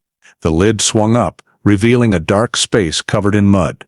Warren leaned in with a flashlight and first saw a thick leather rectangle completely coated in mud. She carefully lifted it out, wiped off the surface layer, and recognized a brown women's leather wallet containing an old paper ID card bearing the name Robin E. Whitmore and a faded black and white photo of a smiling brown-haired woman. Next to the wallet was a small key ring with a metal tag engraved R. Dowie. Warren signaled the photographer to document every detail before collecting the items. While continuing to clear mud from the trunk, a technician touched something hard and ivory-colored. He stopped and called the medical examiner over.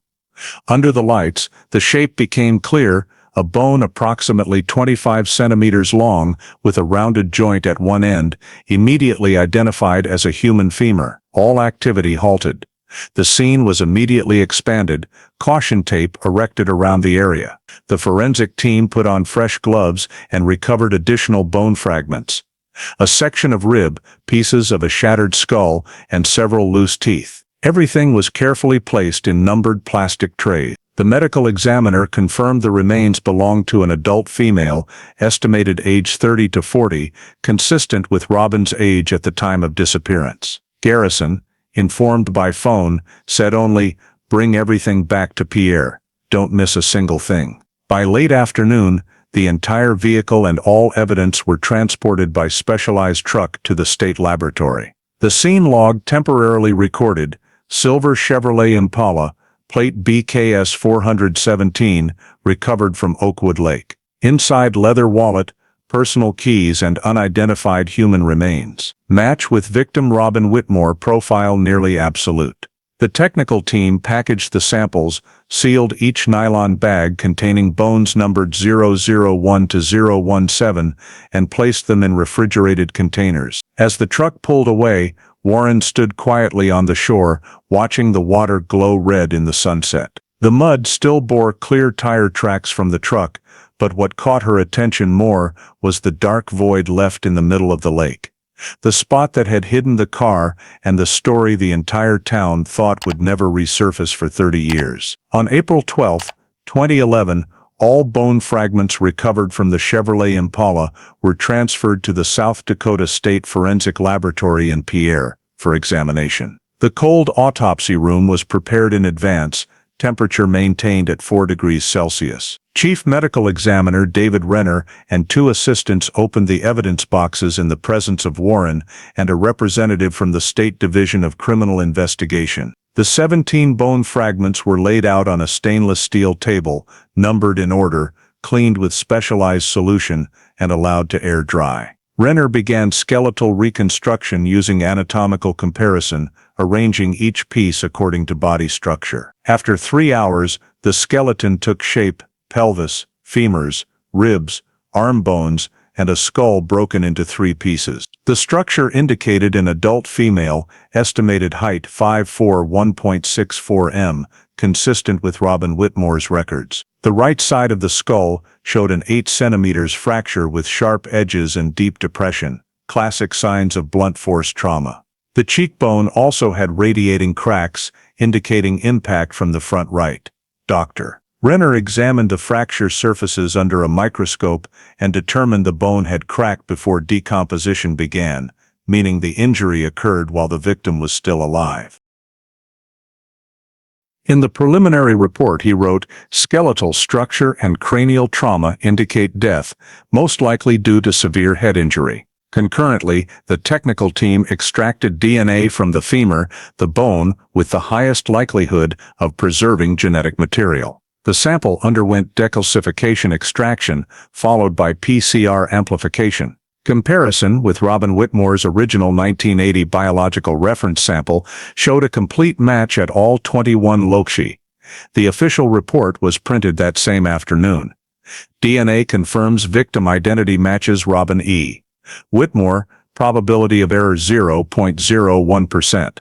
Warren read the results, stood motionless for a moment, then signed beneath them. 30 years after her disappearance, Robin had finally been identified. In addition to identification, the forensic team analyzed factors related to the cause of death. No bullet wounds or metal fragments were found in the chest or abdominal cavities. 2 parallel cracks appeared on left ribs, possibly from impact or a fall. The right forearm showed a defensive fracture, common when a victim raises an arm to protect themselves. Renner concluded that Robin sustained 1 or more heavy blows to the head with a blunt object, lost consciousness, and very likely died at the scene.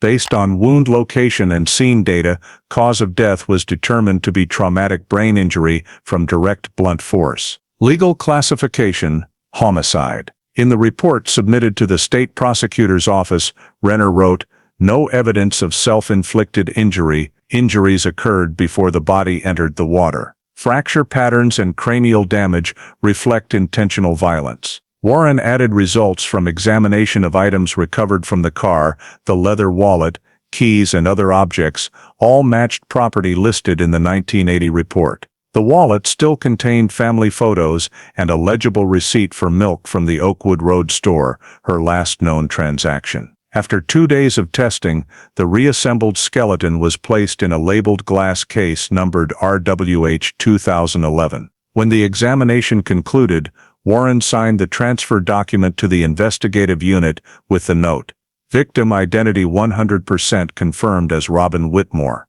Cause of death, severe head trauma, forensic conclusion, homicide." Garrison, though elderly and frail, was the first to receive the results. When Renner read them over the phone, he remained silent for a long time before saying, "So we found her." In the forensic room, Warren and her team packed up their tools. The cold lights reflected off the steel table where the skeleton had just been reconstructed. Everyone understood that the data they had just completed did not merely identify a missing person, it officially transformed Case 80-147 from unresolved missing person into a homicide under South Dakota law. In her work log, Warren wrote the final line, April 12, 2011. DNA confirms identity of Robin E. Whitmore. Injury pattern indicates blunt force head trauma. Conclusion: homicide. As she left the room, she looked back through the frosted glass at the neatly placed preservation case. After 3 decades, Robin finally had a name on an official death record, and those reassembled bones were now the only remaining voice of the woman who vanished in the South Dakota winter of 1980. Immediately after the forensic results confirmed the body in the car belonged to Robin Whitmore, and the manner of death was classified as homicide, the South Dakota investigation team shifted to the phase of linking 2011 evidence with material preserved from the 1981 investigation. At the Pierre Laboratory, Melissa Warren directed detailed comparison of all physical components, fabric fibers, oil samples, mud, and DNA traces. First, the team took fabric samples from the Impala's seats that had just been recovered, cutting small pieces from areas where the weave remained intact, especially the front seat backs. Under an electron microscope, the material showed cross-woven polyester, rayon with a thread density of 64 threads per inch, identical to fragment hash 12B collected in the Oakwood Woods in 1981. Infrared spectroscopy confirmed graphite gray dye composition with less than 2% deviation, verifying the same source material. Next, petroleum specialists analyzed residual fluid in the fuel tank and engine oil residue. The 1981 lake surface oil slick sample, preserved in evidence, was also compared. The report showed that chemical signatures, specifically the ratio of lead additives and benzene compounds, matched leaded gasoline commonly used before 1982. And all samples exhibited the same oxidation patterns and hydrocarbon chain typical of a single fuel batch, supporting the theory that the car sank at the same time Robin disappeared. Mud samples taken from underneath the vehicle were compared with archived 1981 mud. X-ray diffraction mineral analysis revealed identical montmorillonite clay composition, 40-micron fine particles, and endemic algae found only in Oakwood Lake. The data matched perfectly, confirming the car had sunk in the very lake searched in 1980. Finally, the DNA team tested additional biological traces recovered from the seats and steering wheel. During processing, they discovered male DNA on the steering wheel rim and gear shift. When compared to the male genetic profile previously obtained from evidence item hash 12B, the match was 100% across all 21 tested loci. This confirmed the same man who had contact with the 1981 forest evidence had also been inside Robin Whitmore's car. The comprehensive 28-page report was completed on April 17, 2011, concluding clearly seat fabric, oil, mud, and DNA from the 2011 recovered Chevrolet Impala match 1981 seized samples in their entirety. No discrepancies in material composition or biological characteristics. All point to a single event and single location. Warren reviewed every line carefully, then submitted the report to the State Division of Criminal Investigation as grounds to upgrade the case from victim identified to pursuit of perpetrator. That same afternoon, Stephen L. Mercer's DNA profile was formally attached to the main report, marking him as the only individual whose biological traces appeared on evidence connected to Robin's death scene. In an internal memo, the lead investigator wrote, "Forensic results establish direct link between Mercer and the victim's vehicle. Sufficient forensic basis to designate primary suspect." Garrison, informed via secure line, said only, "30 years ago we had no evidence. Now we do." At the same time, Warren re-examined all supporting data to rule out any possibility of cross-contamination or sample error. Every procedure had been certified to national standards. No signs of irregularity or tampering existed. The male DNA values from the new and old samples were identical and matched Stephen L. Mercer's military profile in the CODIS system. The report concluded, source of male DNA in evidence item hash 12B, and on the recovered vehicle, belongs to the same individual, Stephen L. Mercer. As she closed the file, Warren signed the final page and added a note in blue ink. Mercer, primary suspect. That afternoon, she and her colleagues stood before the investigation board, where old photos of Robin, the Oakwood Lake map, and 1980 newspaper clippings were pinned beside the new color DNA printouts. The red string now connected them in an unbroken chain from the Oakwood Woods. 1981 evidence, 2011 DNA, and finally to the name of the man who left the barracks without leave.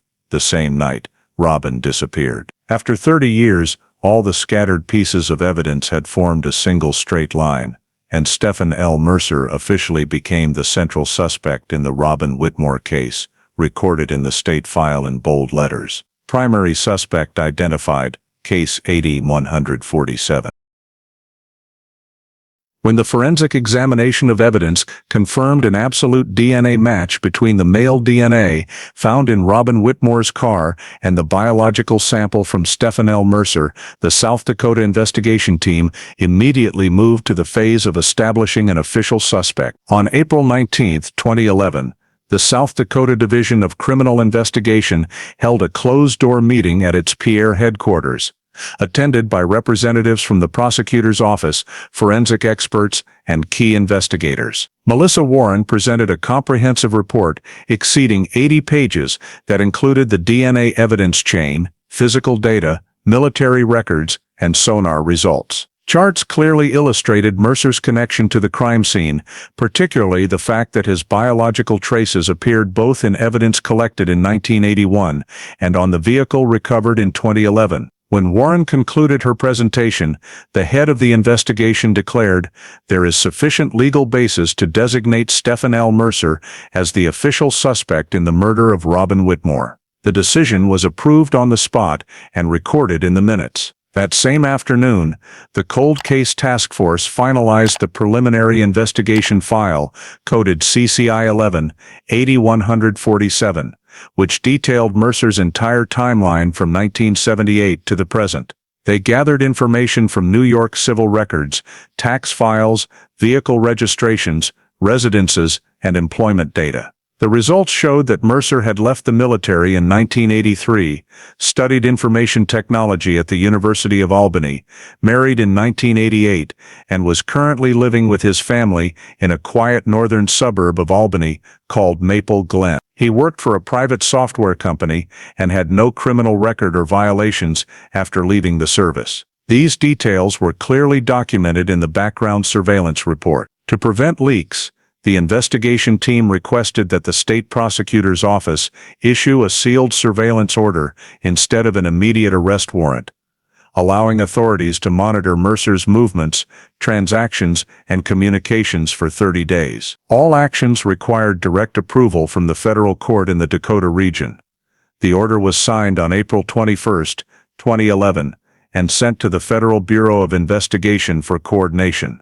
2 FBI special agents in Albany were assigned to conduct indirect contact, verify Mercer's work schedule, confirm his address, personal vehicles, and daily routines. The first week's surveillance reports described him as a private individual who left home at 7 every morning, drove a Honda Accord to an office about 10 miles away, and returned around 6 in the evening with no suspicious behavior. Neighbors interviewed all described Mercer as calm, polite, and actively involved in community activities. This made the investigation proceed with extreme caution, as the suspect had shown no signs of criminal activity in the past 30 years. Meanwhile, back in Pierre, Warren and the technical team continued to strengthen the case file by cross-referencing historical details. They obtained old 1980 military maps showing the route from Ellsworth Air Force Base to Brookings and reconstructed the timeline of Mercer's unauthorized absence from the base in late November.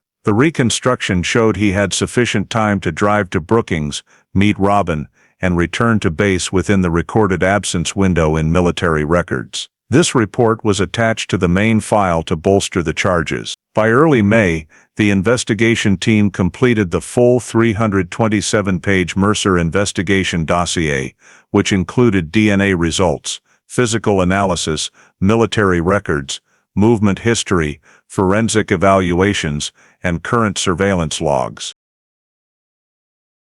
The head of investigation signed the decision to transfer the file to the state prosecutor's office and simultaneously recommended preparing a nationwide locator warrant in case the suspect attempted to flee. In New York, the FBI continued silent monitoring and submitted weekly reports. Mercer continued his normal routine with no unusual behavior. However, investigators noted that he frequently left the house late at night, walked around the neighborhood, and sometimes stood for a long time in front of a neighbor's yard before returning home. These reports were filed under behavioral observation for future psychological evaluation.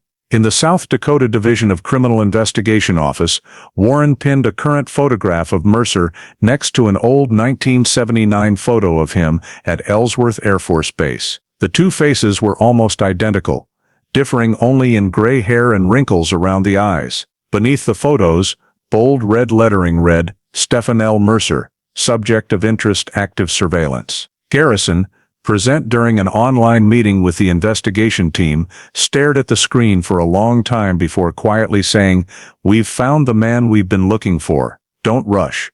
Do everything by the book." On May 3rd, the prosecutor's office formally approved the expanded search and surveillance order, allowing the collection of Mercer's banking, telephone, and internet data within legal limits. That same day, Case File 80-147 was upgraded from cold case to active homicide investigation. The system update read, "Primary suspect identified, Mercer Stephen L. surveillance ongoing." 30 years after the night Robin Whitmore disappeared, Mercer's name first appeared on South Dakota's criminal watch list, closing the long phase of mere hypotheses and opening an active investigation phase with a clear target.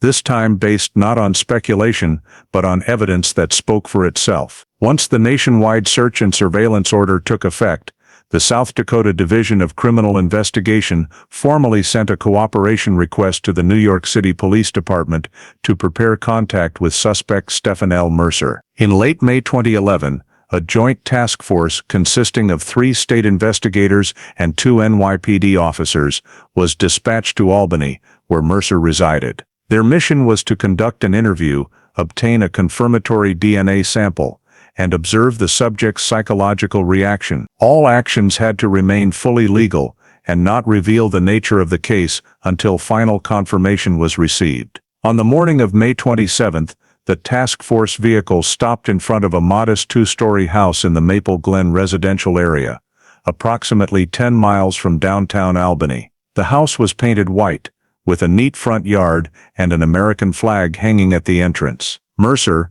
then 53 years old, was working from home as a software consultant. When 2 NYPD officers knocked, he opened the door immediately, calm and composed, wearing a light-colored shirt and khaki pants. Keller, now acting as a judicial observer, and Warren watched from the surveillance van. The officer introduced themselves. "We're with the NYPD, working with the South Dakota Division of Criminal Investigation. We'd like to ask you a few questions, and if you agree, take a DNA sample for technical comparison." Mercer looked at them for a few seconds, nodded, showed no signs of anxiety, and simply asked, "What is this about?" The officer gave a vague response that it was part of a review of old military records and needed DNA for database updating.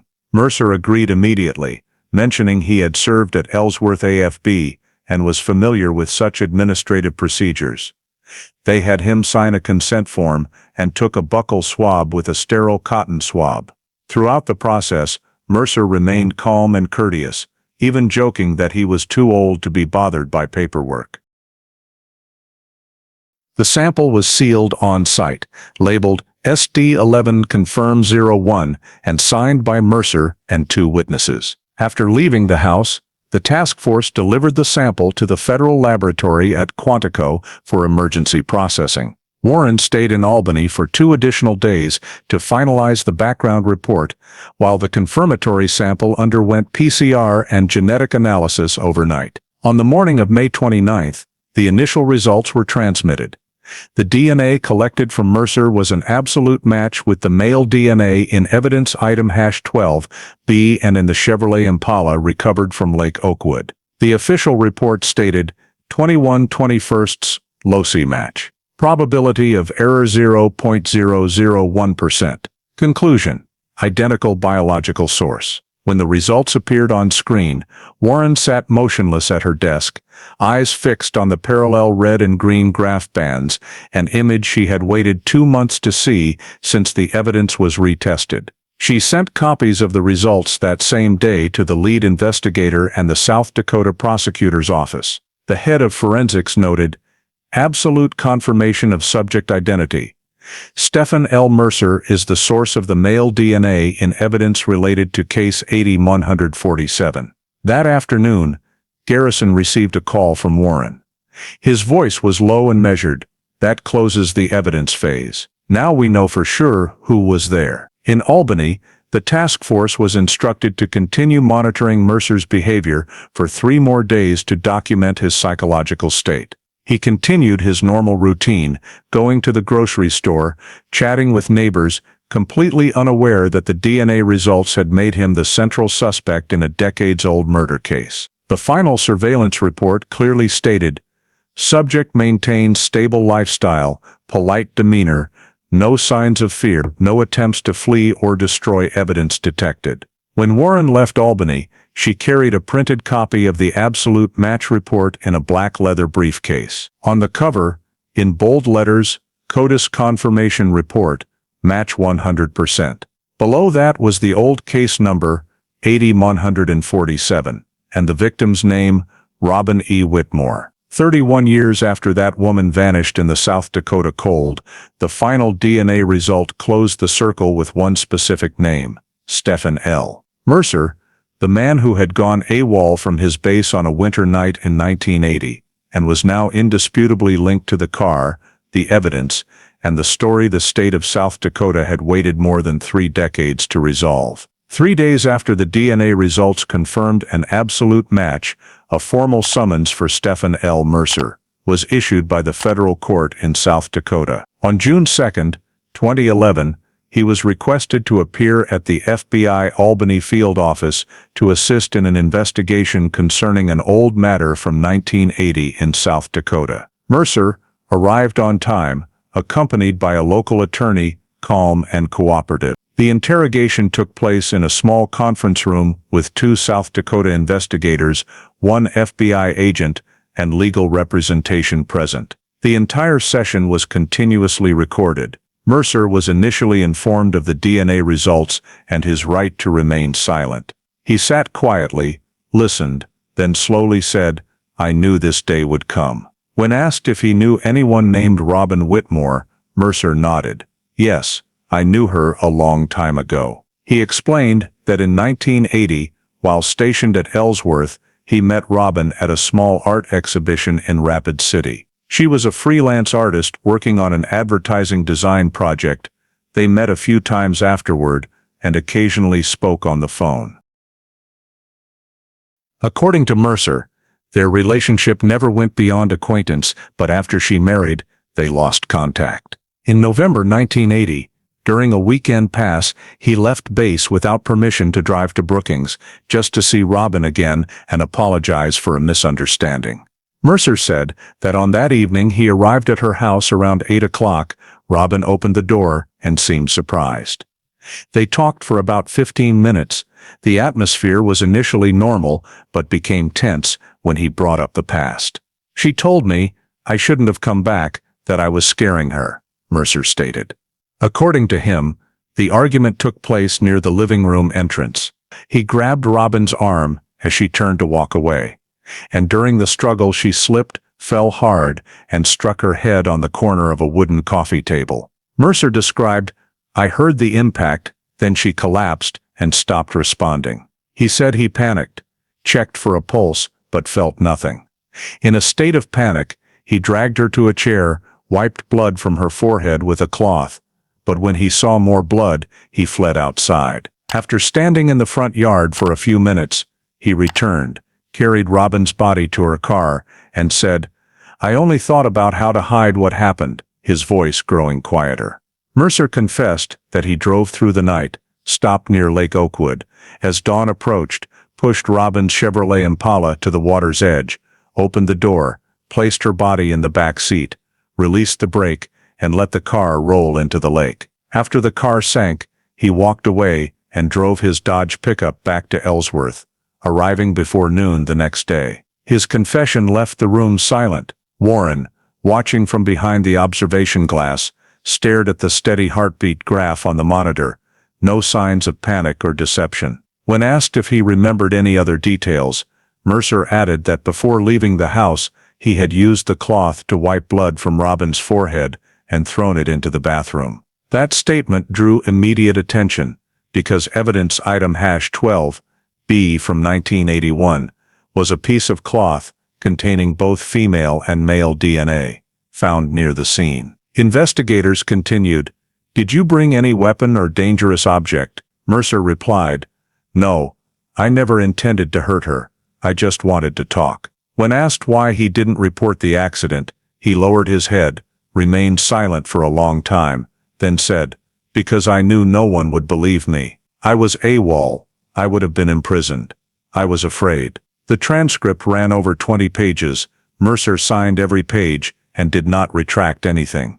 The FBI's preliminary analysis concluded that his account was consistent with the crime scene evidence: the right side skull fracture, broken ribs, defensive wounds on the arms, and the location of the cloth, containing mixed DNA and blood. Every detail matched the forensic file almost perfectly. The report concluded, Stephen L. Mercer's statement is compatible with the physical and biological traces in the victim's vehicle, particularly the details regarding the cloth and the head injury location. At the end of the session, when asked if he had anything else to say, Mercer looked directly into the camera and quietly said, "For 30 years I've tried to forget, but I've never slept peacefully. If possible, please tell them I'm sorry." Warren left the room and stood silently in the hallway, feeling not relief, but a heavy stillness. In her notebook she wrote, "Mercer confession, consistent with scene. Case 80-147, status changed from suspect to defendant, under investigation." Those lines ended the interrogation, but opened a new legal phase, where the confession of an old soldier and evidence buried beneath a lake for 3 decades finally merged, reconstructing that fateful night in 1980 with chilling clarity. Immediately after the interrogation concluded, and Stephen L. Mercer's signed confession transcript was secured, the South Dakota State Prosecutor's Office formally filed criminal charges with the federal court in the Brookings District.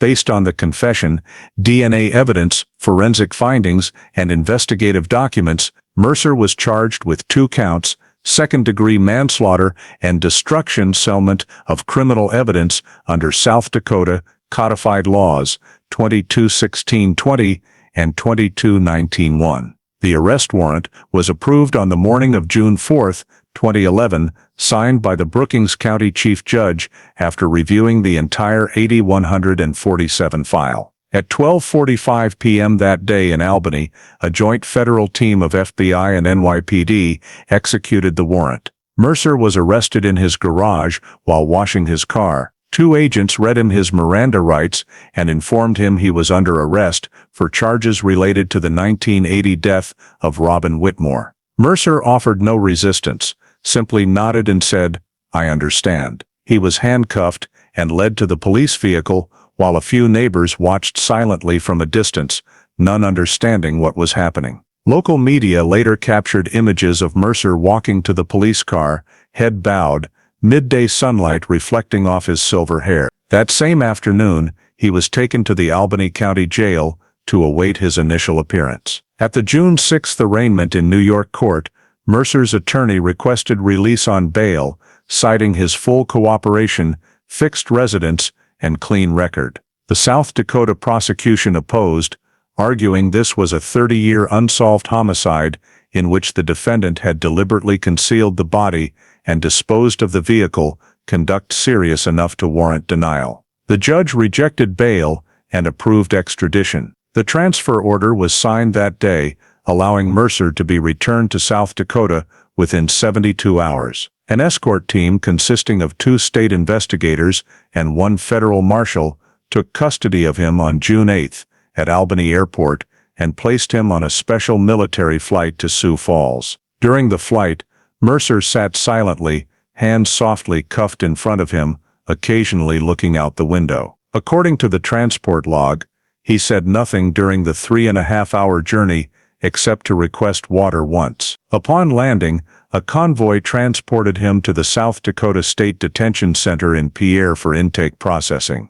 At the same time, Warren and the cold case team had prepared an internal press briefing announcing the case resolution. In the official report to the State Department of Justice, she wrote, June 8, 2011, Stephen L. Mercer arrested in Albany, New York, pursuant to Brookings court warrant, charged with manslaughter and evidence tampering. Successfully extradited to South Dakota same day. The case quickly drew statewide media attention. Evening newscasts ran headlines, 1980 cold case veteran arrested in connection to Brookings' death. State prosecutor Thomas A. Devlin issued a brief statement, "There is no statute of limitations on justice. Whether 30 years or a century, if the evidence exists, we will act." At the Pierre Detention Center, Mercer was placed in segregated housing for pretrial inmates. He was allowed visits with his court-appointed defense attorney, Linda Hart, who would represent him throughout the proceedings. The intake medical report noted stable health with no special treatment required. During his first 3 days, he declined all media contact and interview requests, asking only to read the Bible. On June 10, he appeared for the preliminary hearing in Brookings, where Prosecutor Devlin formally read the indictment, second-degree manslaughter and destruction of evidence. Mercer showed no emotion. When asked for a plea, he answered briefly, "Not guilty."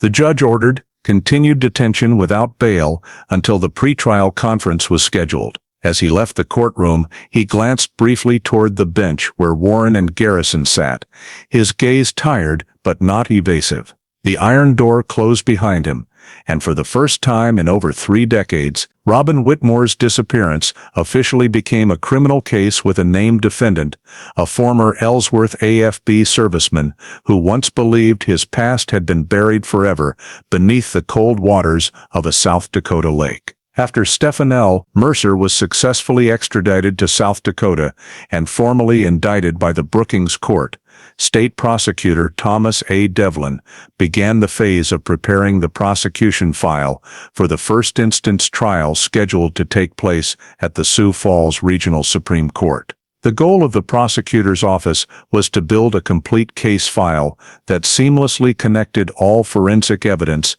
witness statements, and the chain of events spanning more than 3 decades in order to prove that Mercer not only unintentionally caused the death of Robin Whitmore, but also actively concealed the crime by disposing of the body and the vehicle. In the first few weeks, a 6-member team of assistant prosecutors worked continuously at the Pierre headquarters. They compiled more than 1,200 pages of documents, the Pierre Lab DNA reports, the National CODIS system confirmation, sonar recovery logs, photos of the vehicle salvage scene, forensic autopsy results, and the full transcript of Mercer's statement in Albany. Every document was numbered and arranged chronologically from 1980 to 2011. The evidence storage room in Pierre was unsealed for inventory. The mirror fragment, seat fabric, mud samples, leather wallet, keys, and the entire reconstructed skeletal remains of Robin were rephotographed using 3D technology for courtroom projection. The technical report of forensic pathologist David Renner was regarded as the centerpiece of evidence.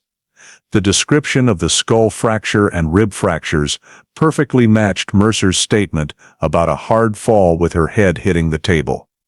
However, the prosecution also emphasized details unfavorable to him. The right forearm fracture showed classic defensive characteristics, indicating the victim had tried to ward off blows. Furthermore, Mercer's failure to report the incident and personally pushing the car into the lake clearly constituted evidence tampering.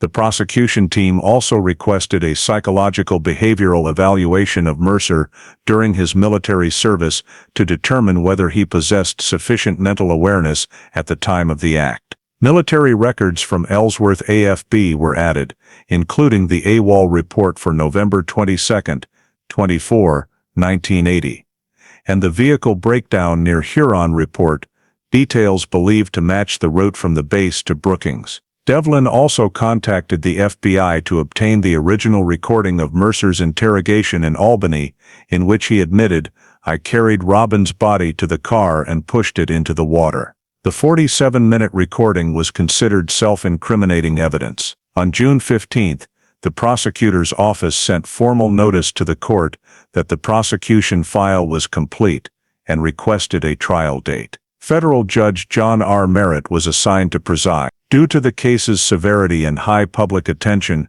the trial venue was moved from Brookings to Sioux Falls to ensure adequate security and facilities. The first instance trial was scheduled to open in September 2011. During preparation, Prosecutor Devlin held multiple closed-door sessions with the cold case team to finalize the litigation strategy. Warren was summoned as an expert witness, responsible for presenting the DNA analysis process and evidence recovery. Bach. Renner was required as the medical witness, while Keller, the original 1980 investigator, served as the historical witness, recounting the case context and the unsuccessful search efforts at the time. All testimonies were pre-recorded for backup records. To maximize persuasiveness, Devlin had a 3D model built of Robin's house crime scene, showing the point of impact, direction of movement, and the height of the wooden table relative to the victim's body, thereby proving the force could not have been a natural fall, as Mercer described. He also requested a behavioral expert to reevaluate the statement in which Mercer claimed he wiped the blood from her forehead with a towel, a detail only someone at the scene would know, and that matched the physical evidence. When the final indictment was filed, Devlin signed beneath the heading, State of South Dakota vs. Stephen L. Mercer, Homicide Investigation, 80-147. The same day, the prosecutor's office issued a press release emphasizing that the case was reopened thanks to advances in forensic science, proving that justice may be delayed but is never denied. In the small conference room, Warren placed the thick case copy on the table in front of her, feeling that a long investigative cycle had finally closed. Behind her hung the photograph of Robin Whitmore, printed from the original 1980 file, now displayed in the prosecutor's office. The caption below read simply, Case 80-147, reopened 2011, trial pending. No one on the team said it aloud, but everyone understood that after 31 years, the case had reached the moment generations of investigators had waited for, the moment South Dakota justice would confront the truth in the light of the courtroom. The trial in the case of State of South Dakota vs. Stephen L. Mercer officially opened on September 12, 2011, at the Sioux Falls Supreme Court, presided over by Judge John R. Merritt. The large courtroom was under tight security, attended by State Prosecutor Thomas Devlin, the cold case investigation team, forensic experts, and several members of Robin Whitmore's family. National media were present in force, as this was one of the longest-running cold cases in South Dakota ever brought to trial, thanks to modern DNA technology. When officers escorted Mercer into the courtroom, he wore a white dress shirt, hands lightly cuffed, gaze calm, making eye contact with no one. The trial began with Prosecutor Devlin's opening statement, in which he outlined to the jury the chain of events spanning more than 30 years from the winter night in 1980, when Robin disappeared, through the stalled search, Case 80-147, being shelved as cold, to the discovery of the vehicle in Oakwood Lake in 2011. Devlin emphasized, science has brought the truth back to the surface, along with the justice the victim deserves. Following the opening, the prosecution presented the chain of forensic evidence. The courtroom lights dimmed, and the large screen displayed sonar images of Oakwood Lake, followed by photos of the salvaged silver Chevrolet Impala, license plate BKS 417, and Robin's leather wallet in the trunk. Next, forensic pathologist David Renner was called to the stand. He detailed the skeletal reconstruction and autopsy findings. The right side cranial fracture and forearm fracture proved the victim suffered external blunt force. These are injuries that could not be self-inflicted. Devlin presented illustrated charts simulating wound locations and compared them with Mercer's Albany statement. The match silenced the courtroom. Then Melissa Warren, the forensic specialist, was called. She reported the DNA extraction process from evidence item #12B and from the salvaged vehicle. The genetic map, showing two bands, blue and red, was projected on the wall. These two DNA samples match 100% with the biological profile of victim Robin Whitmore and defendant Stephen L. Mercer, with an error margin below 0.001%. This is irrefutable proof of Mr. Mercer's presence at the scene, she stated. Other items, seat fabric fragments, mirror shards, oil and mud samples were also presented, showing absolute consistency between what was collected in 1981 and the 2011 scene. When the prosecution read the CODIS report, in which the name Stephen L. Mercer appeared under full match, the defendant lowered his head, hands clasped tightly. When the Albany interrogation recording was played, Mercer's voice rang clear. I just wanted to talk, then she fell. I didn't know what to do, so I pushed the car into the water. The entire gallery fell silent, hearing only the recorder replaying each sentence. Defense attorney Linda Hart then rose to present the defense, arguing Mercer had no intent to kill, that his actions that night stemmed from panic and fear rather than malice. She said, "For 30 years Mr. Mercer has lived as an exemplary citizen with no further offenses, never fleeing. He voluntarily cooperated, provided DNA, and told the truth. That is not the behavior of a premeditated killer." The prosecution immediately countered, "We are not judging the man of today, but the actions of 1980. Panic is no excuse for pushing a woman's body into a lake and letting her disappear for 3 decades. During cross-examination, the jury requested Mercer stand and answer a few questions directly. In a quiet voice he said, "I never planned to hurt Robin. I was wrong not to report it. I thought if I hid it, everything would pass, but it didn't. I have lived with that mistake every day." When asked if he accepted responsibility for Robin's death, Mercer looked down, eyes tearing, and softly answered, "Yes." After a moment of silence, his attorney stood and requested permission for the defendant to change his plea from not guilty to guilty on the charges of manslaughter and evidence tampering. The courtroom fell completely still. Judge Merritt confirmed the change, and Mercer repeated, "Guilty, Your Honor." The jury was excused while the court considered the proposed sentence. Prosecutor Devlin stood, looked around the room, and said slowly, "No sentence will bring Robin back, but today's guilty plea proves that justice, though delayed, still finds its way." After brief consultation, Judge Merritt announced, "Defendant Stephen L. Mercer, the court accepts the guilty plea." The trial will proceed to the sentencing phase. Reporters captured the image of Mercer sitting motionless, hands clenched on his lap, while in the gallery, Robin's middle-aged sister broke into tears. That evening Sioux Falls television news opened with 31 years later, the truth beneath Oakwood Lake has finally been brought to light. In the courtroom, as people filed out, Warren remained standing, gazing at the old photo of Robin on the evidence table, the young woman's smile reflecting in the dim light, as if she had finally witnessed the justice she had waited more than 30 years for.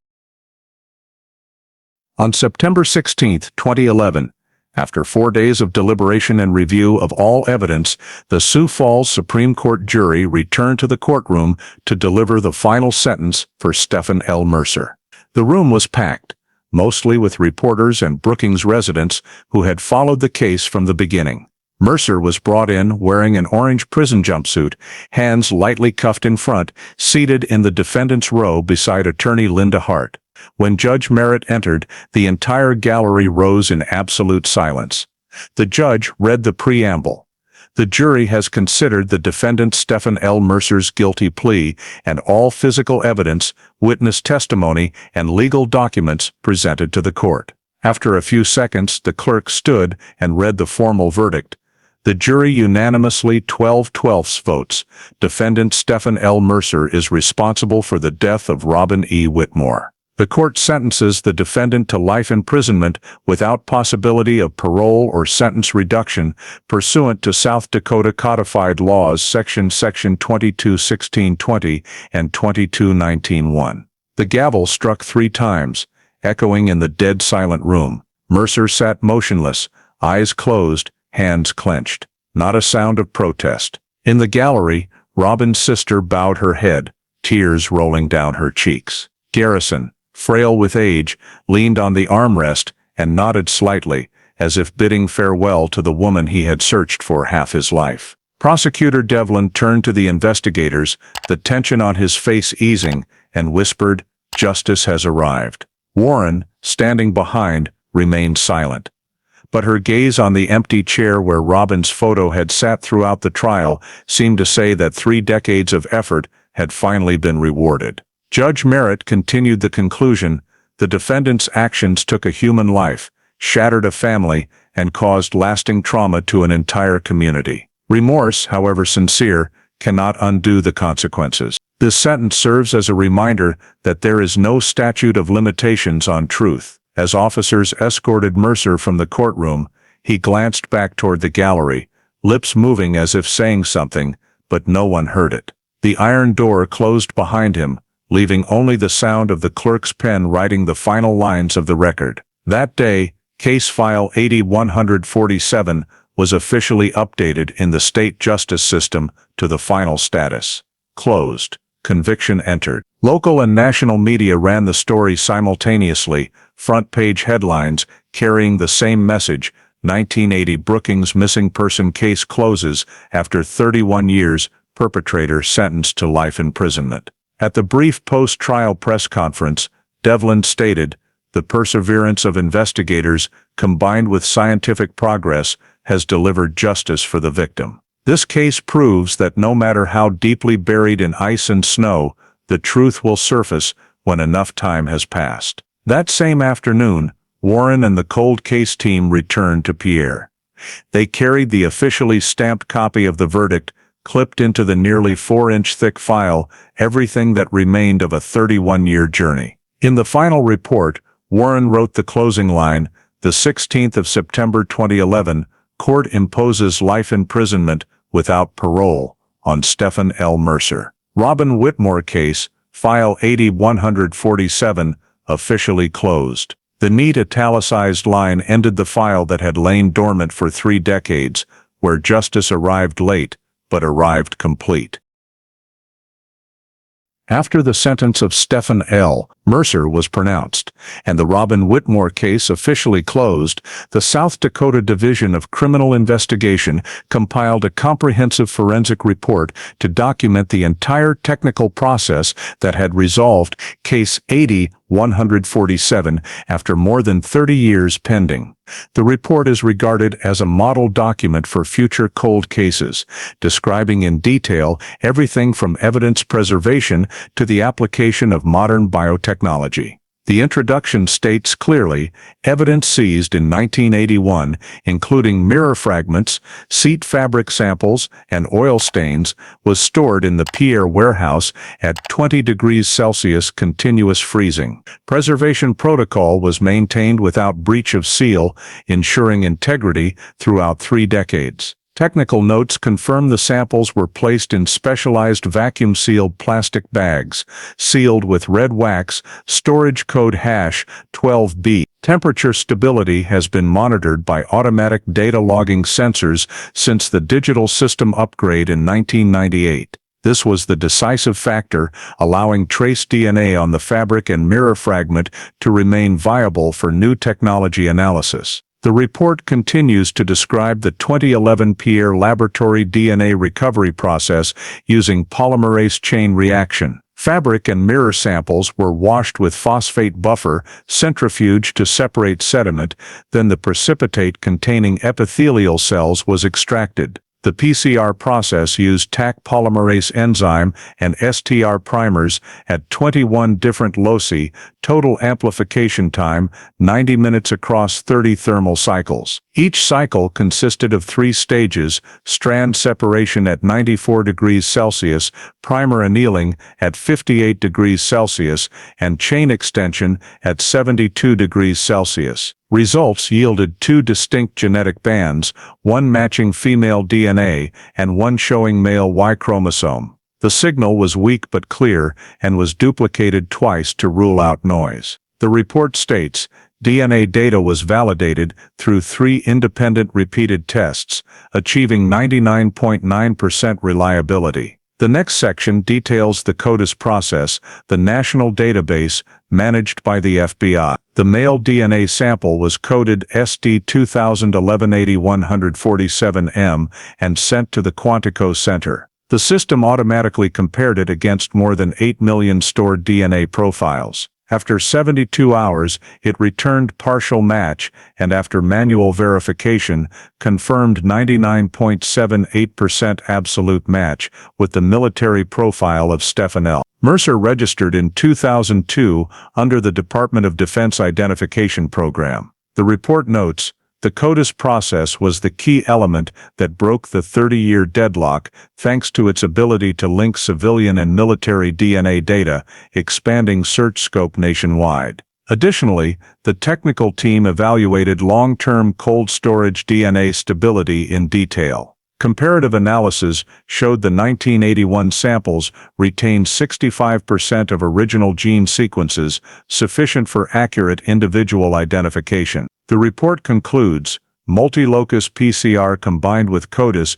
can recover biological traces from samples stored over 30 years, with statistical error below 0.01%, proving the durability of genetic data under proper preservation conditions. A separate section addresses the legal weight of the evidence. The prosecutor's office confirmed all analytical results meet the Dober standard. The requirement for scientific validity, accuracy, and verifiability of evidence in court. Every experimental step has its own log, supervisor, and verification code. Both the Pierre and Quantico laboratories hold ISO 17025 accreditation, ensuring the DNA sample's legal admissibility before the jury. The report also states the practical impact. Case 80-147 is a typical example of applying next-generation forensic science to resolve backlog cases. Genetic data not only identified the victim, but closed the chain of physical, behavioral, and temporal evidence. Finally, the conclusion emphasizes the importance of long-term evidence preservation. Had the fabric and mirror samples not been properly sealed, all DNA traces would have degraded within a few years, and the case might never have been solved. Warren is credited with initiating the successful reanalysis, while the Pierre technical team was commended for preservation protocol. The report's final line reads, "The Robin Whitmore case proves that justice can be frozen, but never lost. The power of science, when combined with investigative perseverance, can restore truth no matter how deeply buried in time and ice." With that report, File 80-147 was permanently archived in the State Forensic Repository, becoming the benchmark for DNA application in solving U.S. cold cases in the early 21st century. On September 20, 2011, 4 days after the life without parole sentence against Stephen L. Mercer became final, the South Dakota Division of Criminal Investigation issued its final administrative decision in the Robin Whitmore case. File 80-147 was officially updated to status solved 2011 in the state judicial database, ending more than 3 decades under the label inactive. A small internal ceremony was held at the Pierre headquarters, attended by the investigators, forensic technicians, prosecutor Devlin, and advisor Garrison. On the table, the nearly 4-inch thick case file lay beside a brass plaque engraved with the words, Case 80-147, Brookings County, closed. Melissa Warren was the one who personally completed the final archiving procedures. She checked every sealed evidence item, the metal box containing the mirror fragment, the nylon bag holding the seat fabric sample, the glass case with the reconstructed skeleton, all wrapped in cold storage containers and labeled in red, permanent evidence. The handover report stated clearly, all evidence pertaining to File 80-147 is permanently sealed. Opening or destruction prohibited except by special judicial order. The Pierre archive reserved the same slot in row B12, the space that had held this file for 30 years, to receive the newly sealed containers, this time bearing a different symbol, a gold solved marker. As Warren slid the case file onto the shelf, the temperature in the 4 degrees Celsius cold room caused a light mist to rise from the preservation boxes, reflecting the pale white lights. In that moment, she made a brief note in the duty log. Robin Whitmore file completed, archived permanently. Evidence intact, digital data backed up to central system. Investigation concluded. Outside, autumn winds from the prairie brushed the lightly waving South Dakota state flags under a clear, strangely calm sky. The prosecutor's office also released its final nationwide statement. The case of Robin E. Whitmore, missing since 1980 in Brookings, has been resolved in 2011 through modern DNA technology and the unrelenting efforts of the investigative team. File 80-147 is closed with a permanent enforceable sentence. All evidence and documents are preserved under secure conditions in Pierre. That short closing sentence marked the end of a 31-year journey. In the days that followed, the cold case unit was disbanded, and its members returned to regular duties. Keller officially retired, while Garrison, now well into his 80s, returned his old police badge with the handwritten note, "For Robin." Warren stayed late at the office on the final day to finish the last technical summary for the National Archives, 128 pages describing the entire resolution process from preserved evidence, PCR testing, CODIS matching, to DNA identification. When the printing was done, she placed the copy on the desk, looked at the title Final Report, Case 80-147, Solved, 2011, and signed it. In the notes section she wrote in small handwriting, "Justice does not vanish. It only sleeps beneath the ice." In the cold storage vault, the evidence containers slid gently into their metal slot, the steel door closed, and the electronic seal locked. The last light went out, leaving only the steady hum of the compressors, the sole sound preserving everything inside forever as testimony. That same afternoon, the state central database received its final entry, Case number 80-147, Robin Whitmore, solved, year closed, 2011. With that update, the case was officially closed, becoming part of South Dakota history, a place where justice arrived late, but arrived fully and is preserved forever, alongside the tiny pieces of evidence that awakened the truth after 30 years buried in the cold ice of Oakwood Lake. The story of the Robin Whitmore case is not merely a criminal report, it is a profound slice of how justice, even when delayed, can still be served through persistence, scientific progress, and faith in the truth. 31 years, a length of time that seemed long enough to erase every trace, yet thanks to the careful cold storage preservation in Pierre, thanks to PCR technology and the national CODIS system, the truth was ultimately restored. In today's America, where speed, convenience, and instant results have become the norm, this story reminds us of the value of patience, of respecting process, and of responsibility in every small action. Had the investigators in 1981 not followed evidence preservation rules, had people like Garrison or Keller given up, or had a young technician like Melissa Warren not believed in the power of science, Case 80-147 would have remained a forgotten line in the files forever. On a societal level, the story is a reminder that technology and ethics must go hand in hand. DNA, data, and algorithms only have meaning when applied with humane purpose to restore justice for the lost, not simply to solve cases. On a personal level, it is advice for every American today: preserve the truth, do not hastily erase the past, no matter how painful or complicated. The cold cases in our own lives, the conflicts, losses, or mistakes, can only be closed when we have the courage to face them and seek answers to the end. Because, as the final line in Warren's report reads, justice does not vanish, it only sleeps beneath the ice, and that is true, not only in courtrooms, but in human life itself. Thank you for following the journey to uncover the truth. After more than 3 decades, in the Robin Whitmore case, proof that justice may come late, but it is never lost. Please subscribe to the channel so we can continue exploring other cold cases together, where the past still has something to say. See you in the next video.